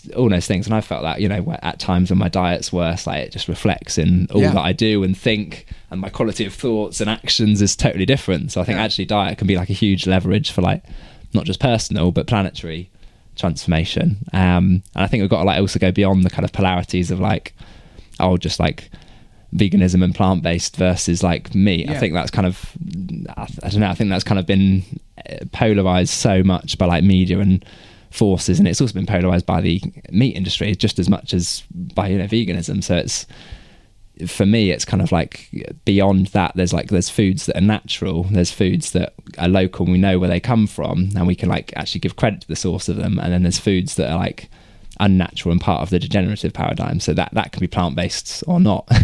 You know, we can have, there's plenty of degenerative vegan foods and like industrial processed plant-based foods that are just contributing to whatever it is, deforestation or just plastic packaging and all these sort of things. And there's plenty of meat sources that are like, you know, regenerative, and actually they're byproduct of the process basically. Health it's back. a natural process. So I kind of like, it's interestingly in my shift from like in the activism from the kind of oppositional, quite polarized thing to kind of, and I'm sure people disagree with that, that's fine, but in that shift towards from the oppositional to the more prefigurative activism, my diet's changed and become much more regenerative, from kind of vegan junk food and kind of food that wasn't nourishing me towards like now it's like mostly plant-based, like 95%, with some like regenerative meat from our neighbour who does rotational grazing. It's all grass-fed and it's like not land that we could cultivate or plant trees anyway and things like that. And then plus like some wild meats and things like that from populations we've caused imbalance in, you know, pigeons or whatever it is. So it's quite, it's a lot of deer. That's it. So it's all quite nuanced, I think. And I don't think anyone's got the perfect diet or the solutions, but I think. But see, it's because this fascinates me, because again, I'm not claiming to be an expert here at all, but through my own exploration and the linkage then of like the linkage between access to land. So like, you know, the Enclosure Acts, which kick people off stewarding land, right, and stewarding water and being in relationship with that land and having kind of food sovereignty that was connected to that place. At least my understanding of that Enclosure Act kick-started really the journey into making food a commodity, right? And so therefore forcing us into this idea that we have to pay for food, because people go, but you know, capitalism started somewhere. Do you know what I mean? And I think, at least as far as I can understand, it started with, you know, elites kicking people off the land. That's kind of where this you can pinpoint the shifts. And so then food became commoditized, what we eat. Because when you think about it, when you're able, and again I speak probably from a place of privilege because I've been able to experiment with this in my own life, but you know, playing with learning about, you know, certain times of the year as the spring comes, the greens that I can forage that are wild, you know, relationships with plants like nettles, things that we've been told are like not food, you know, you suddenly are these microgreens that are growing everywhere. And then, you know, the plants that are coming through or best placed. Then there's a relationship, like you say, with wild meats, wild species that are, again, in an abundance. And actually, if there's a relationship that's certain time of the year, you know, you suddenly start to realise that actually, and when you start to think that everyone could be cultivating something and sharing other things, you suddenly start thinking actually there's a completely different diet that's actually, like you say, that actually connects you to your place, both kind of like spiritually, but also from a sort of well-being perspective. Because I'm really fascinated in the fact that, you know, we're, you know, probably not so long ago, you know, we were eating things that we were supposed to eat because they were of those landscapes. Whereas how much poor health has come from eating commoditized industrial food products. I mean, we have a public health crisis from poor nutritional diet. So it's really interesting, isn't it? Because there's so much in this, but I guess ultimately where I get to as well, it's a lot of the tension lies because actually it could be very, very disruptive to the commercial food system, doesn't it? This kind of way of almost taking back ownership of our food.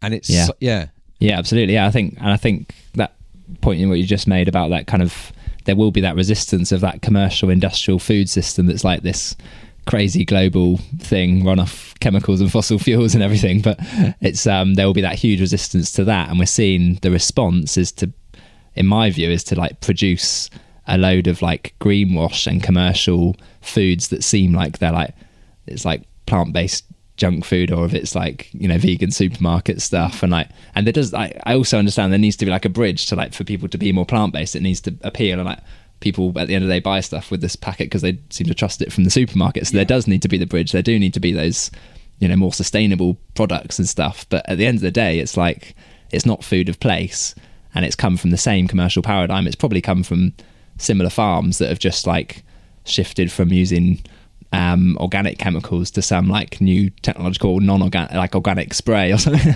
and like they've just produced it in the same way with deep tillage and put an organic label on it. So it's like, you know, beyond that polarity of organic versus non-organic, just as the polarity of plant-based or meat, it's just so like complex, the whole food topic. But yeah, I'm glad you sort of brought that up, because it does link to that kind of the resistance of that like commercial food structures that are in place, and the only way to kind of like respond to that is kind of like produce real like natural foods that are like, you know, start going back to Steiner again, he called it like food of place. And it's just like, you can really like, you know, you can go to a region and you can taste that food and you can taste that place and that essence of place, and like even, you know, the sort of, it's part of the personalities of the people growing it and stuff like that. And it's like, you know, returning to that seems almost quite distant yet familiar, and like remembering and imagining, but it's food of place is really, I think, where we've got to go back to. Like natural foods, we know where it's grown, we know who's grown it, and it'll take a while because we don't have many local growers and things like that, but we've got to have like, you know, transformation towards that, I think. And it's as I say, and if we go back to the kind of the systemic, the global context, like we're in trouble, right? And judging by that latest report today and the way that you say barely in the media, you can pretty much guarantee that, you know, this isn't gonna be solved from the top down. So we come back to bottom up, places, people. You know, food is the great leveler, right? You know, you can have as much wealth as you like, but if you can't put food on your plate, you know, you're buggered, right? So there's something very interesting in these times about, you know, what you're trying to do and the communities here and obviously everywhere, but this, because it makes me think a little bit, even you talking about the need for startup capital. I was chatting to in fact a few people recently have talked about, you know, this actually Felipe, who I just released an episode with, Viveros, was saying, you know, the antidote to the Anthropocene is reciprocity and solidarity. And he's like, you know, and he's sort of like this. He has this sort of says, you know, we can be building this now everywhere, right? Like if you've got money, like why not give some of your money to someone in your street that hasn't got any money but is trying to grow food, right? Like support them. It's just like you don't have to be. You know what I mean? It doesn't have to be official. It's just like we can start to support each other to do things, you know, to help people through, because we're in this process of this reimagining and dealing with the complexity of living in the industrial paradigm still and trying to birth this new way. But it's really interesting, I think. And I speak to that because Bath is, maybe let's just speak briefly to that. But, you know, it is a city and a place that has an enormous amount of wealth and privilege, and yet has an enormous amount of poverty that you don't really see it. But there are parts of this city that, you know, people are really struggling, right? But you often don't see it in that thing. And so it's an interesting question for me about, you know, this idea, this vision that you're talking to of this place, but actually, you know, can we imagine the community of this city willing to kind of, try and, break down these divides and these inequalities through the idea of like food. Because I think that's kind of feels like what's being called for, a sort of radical sort of collaboration and generosity and long-term thinking. And, absolutely. I think, it's good to like touch upon that. I think one mechanism through that, which is what we're exploring now, is kind of this idea of community supported agriculture. So kind of bridging like what we were saying about like, we're stuck in this like industrial food system. You're still, most of us, getting food from those degenerative places, even if we have values aligned to something else. But that's where we're at the moment as well. And it's like bridging that. How do we then bridge that to like that vision and that like, the kind of more community supported agriculture and like restoration agriculture, and one that brings along like the marginalized communities actually as leaders in it, like that, those fertile edges of society. And like, I come from one of them myself, and like now I'm part of a traveling community, and I notice that edge is where like so much of the creativity and life comes from in Bath, the boating community. It's like amazing. You go around, you're like, half the musicians in the city are just like from this small patch of boaters. And like the craftspeople and the tradespeople and the people that keep it going a lot of the way. So it does all come from that kind of that edges, which is a permaculture principle as well. It's like you use and value the edge, symbiotically, and where all the interesting shit's going on. That's it. Yeah, it is. Yeah, the edge is where it's at. Yeah, that's a good permaculture song. Put that as the play out music.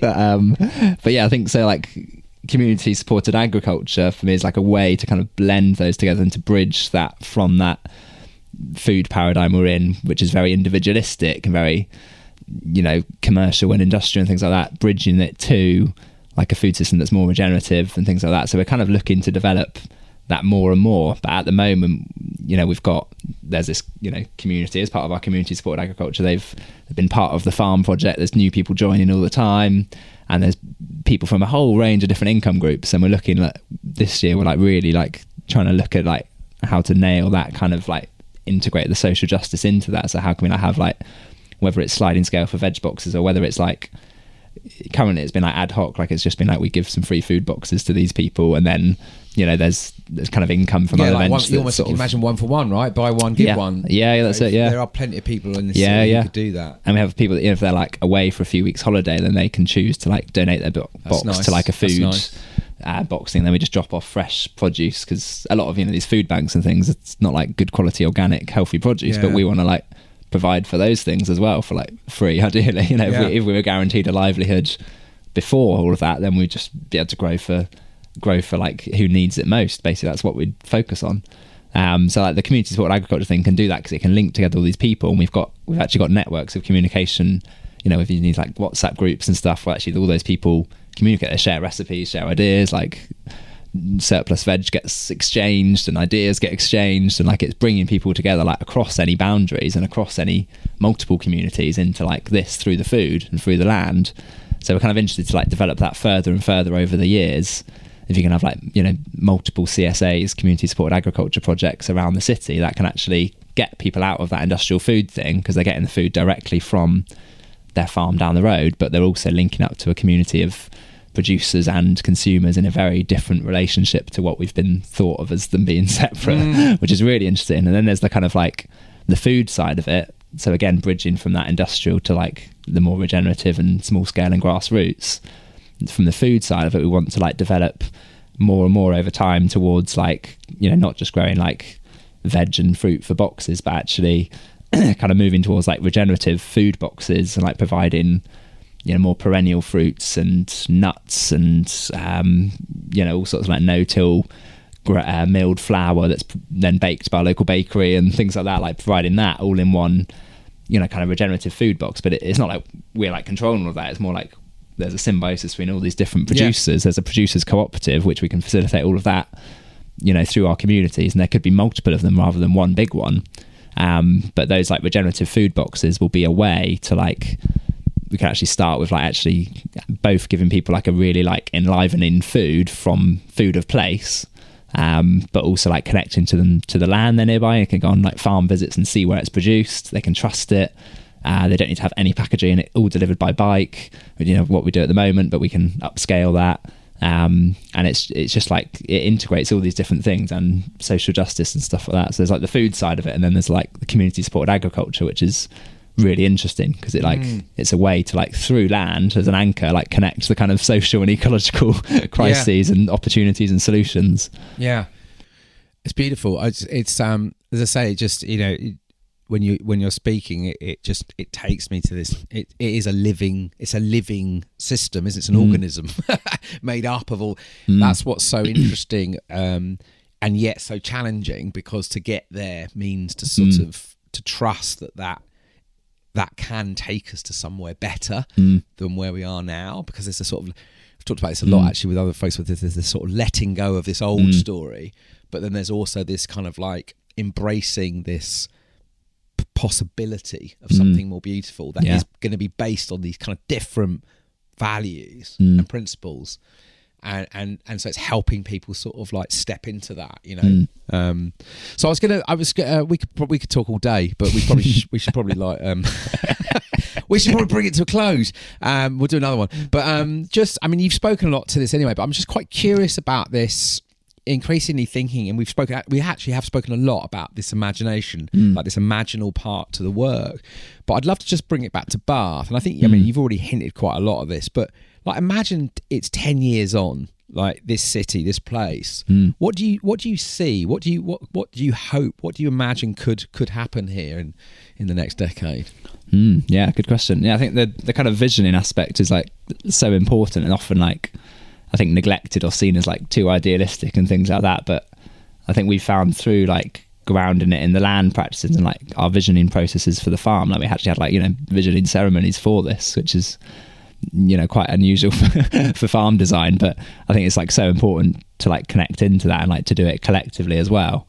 So I think like sort of from a personal perspective, I kind of focus more on like the food and land transformation. So my vision, you know, for this bioregion, is to kind of like develop this kind of permaculture design through a collective process, to like transform, you know, not only like the hearts and minds of people, but also like the land and the physical, very grounded like food production and things like that. So it would be like looking at this kind of like permaculture design for the city, where, you know, our zone 1 is like transformed to like green transport and community restaurants being provided all by local food, zooming in by bikes and things like that. And so I kind of envision that, like, in terms of like the sort of personal vision for also like for my work and for the you know, company MiddleGround growers, it's not really to like scale up and to just like become a big farm producing all this food and like productivity and stuff. It's like to kind of reach a really appropriate scale where we can then like multiply and pollinate. So we can like,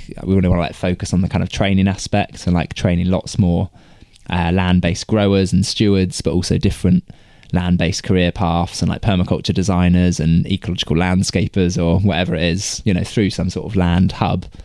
Kind of training all those people as like, you know, kind of a generation, a diverse generation of like kind of an ecosystem and tapestry of change makers and solutionists. So kind of having that as part of the core of, you know, what it is like education in Bath, you know, that could be a career pathway for a viable thing for people just to do like, oh, what are you doing? Oh, I'm going to uni. Oh, I'm going to the land hub. And yeah, that's also educational links into it, and it'll come back around to that in later years of the vision. But that's the kind of the vision for us, is to kind of like reach that appropriate scale, then like pollinate and multiply, and kind of like see that multiplier effect of like, whether it's market gardens or bigger scale regenerative agroecologies or community gardens, all kind of rippling outwards. And then each of those is kind of then rippling outwards, just as we've rippled out from other projects and Transition Bath and other things. So that's kind of the vision, is to kind of like this whole tapestry of change, which we plug our unique role into, which will be the food and those kind of regenerative food boxes with a community supported agriculture. But that'll be our kind of like input into the kind of the whole, wherever it becomes, you know. I love it, and I love this, you know, the you know, just these ideas of just pollination and sort of human scale, and like you see it through helping kind of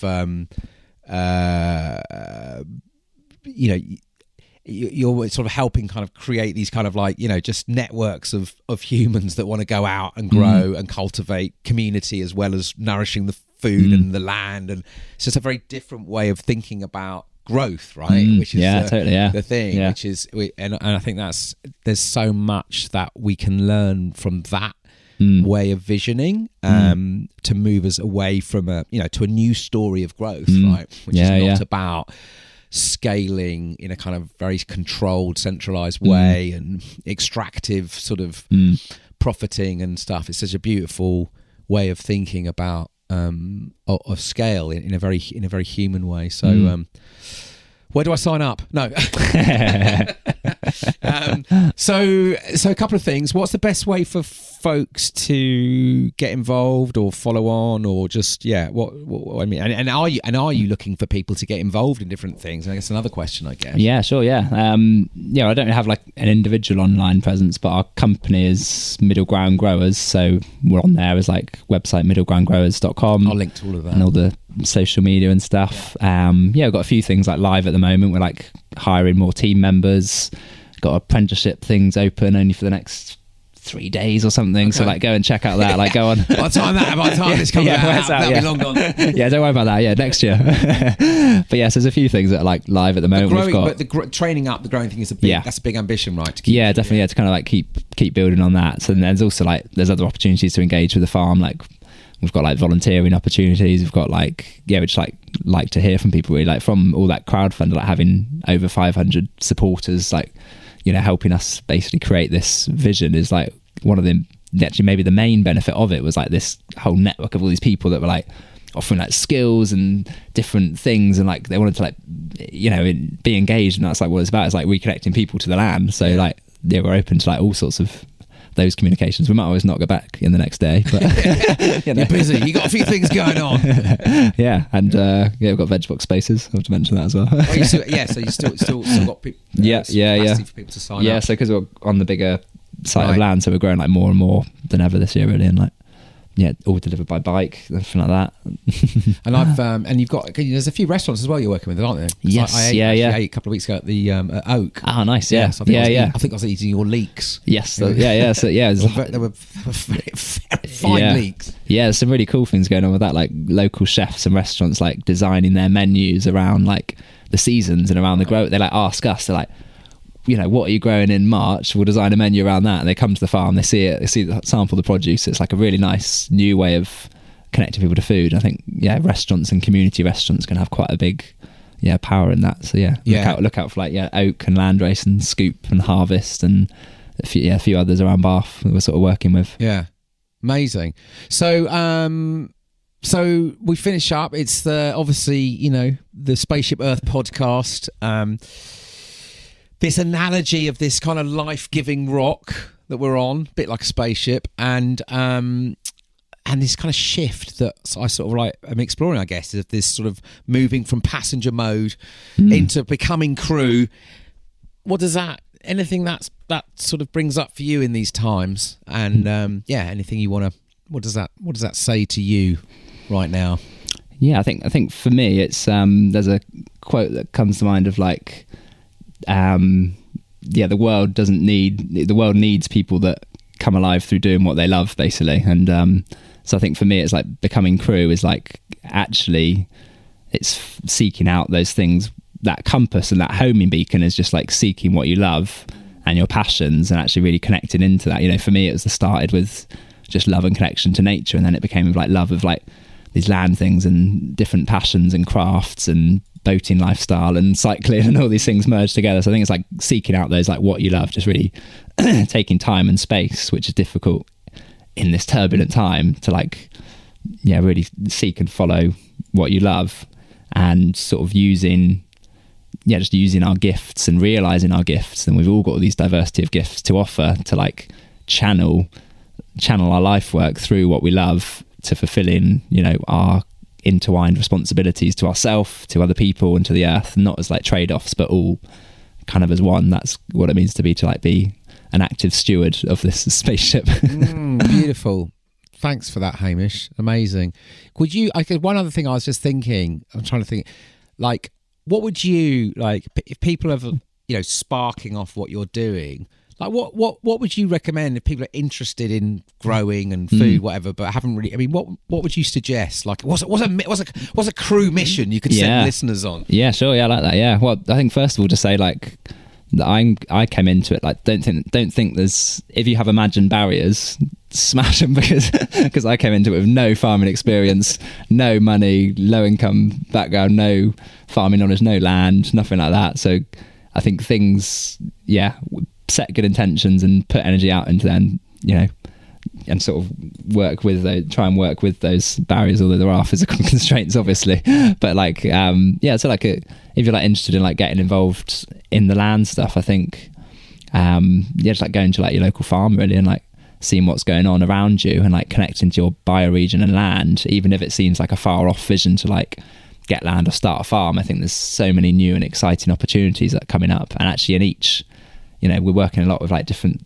things around the UK at the moment as well, and there's lots of these similar projects popping up at the same time. It's not like our idea or we're developing this model, it's like there's a simultaneous collective imaginary that's becoming, and it's so I think like going to finding those places near you, becoming inspired by them, and there is like the things like the woofing and work away and like working on different farms around there, and like but you can connect to it also through like the foods you eat like every day. So like actually eating those regenerative foods will connect you to that energy, and actually you'll want to and you'll be driven to connect more and more to that until you're growing it. So actually for all of us as part of our team at MiddleGround Growers, a lot of us like we all started it through like just looking at like, where does my food come from? Right. So if you start with that, you'll go down a deep rabbit hole. Yeah. Follow the trail. Follow the rabbit hole, yeah. Exactly. Well, it comes, it's brilliant, isn't it? It makes me think, finding things like this whole, I try and do this with my children, but they sort of like stare strangely at me. But that even just, going back to the sort of Buddhist, into being piece of like, the food in your mouth, when you're putting food in your mouth, just thinking about like, who has been involved in that food, and not just sort of humans, but all the elements and the soil and the climate and the plants and all everything that's been involved in producing that piece of food that's on your plate. That's a practice I've been sort of trying to sort of remain over quite a few years, but for me it really does, it sparks that curiosity of imagining where this stuff actually comes from and what was involved to put it on a plate, because it's extraordinary when you think about it, isn't it? And you go down to like the rain and the clouds and the weather and the sun, and, and like and the people that grow it, all the people that have been involved in the process of like cultivating that land and turning it into something and shipping it to you, and there is this whole web. So I think that's really good advice. Jump down the rabbit hole around what's on your plate. Awesome, Hamish. Thank you so much Cool, thank you. This chat. It's been awesome, and love what's going on. And let's see where this city goes. I'm really excited. Yeah, me too. Yeah, me too. Thanks, Dan. Thanks for having me on. No, pleasure, man.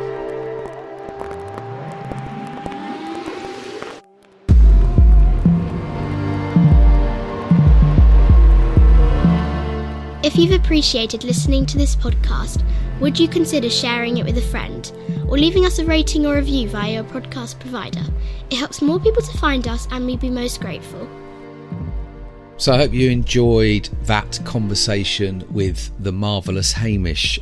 If you did, share it, rate it, review it. You know the score. It's all feedback that we love to hear from you. And as Hamish says, get connected to local growers around you. Support them however you can through produce, volunteering, funding, whatever it takes. Let's co-create the new food systems together. I'm going to play out with a track. It's another one from the Earth% project coming out of the music industry, which I talked about in the last episode. Check them out, earthpercent.org. This one is a track from the legend Michael Stipe. It's called Future If Future. Until next time, look after yourself, those around you, and our more than human family. Big love. Peace and out.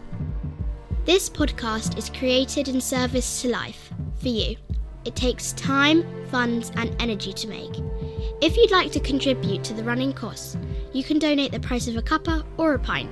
Find the link on our website. This podcast wouldn't exist without the following crew: Charlie Shred, Audio Jedi. Vicky Turner, Show Notes. Seaman Home Burgess, Engine Room. Willow Burgess, Jingles. Future, future, this future is ours.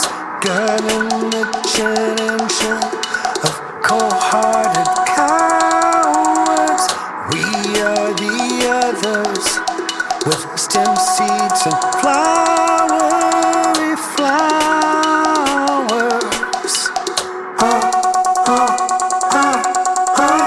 I am the earth mother, I am the God voice. Line up the meek with the in-between boys.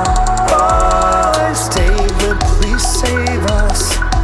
Our turbulent purpose, swinging and smacking with ecstatic dervish. Please don't stare, we're doing all we can.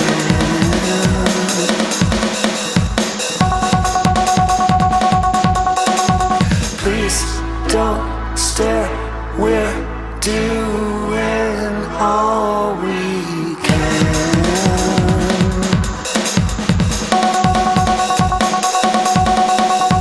Diddy and Carter, she is a seer. We all know what is left. No, it's never fair. Please don't stare, we're doing all we can.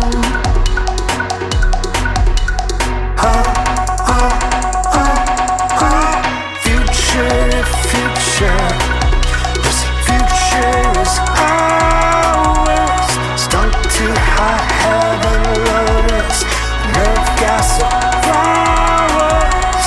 We've got the obvious, we've got the power.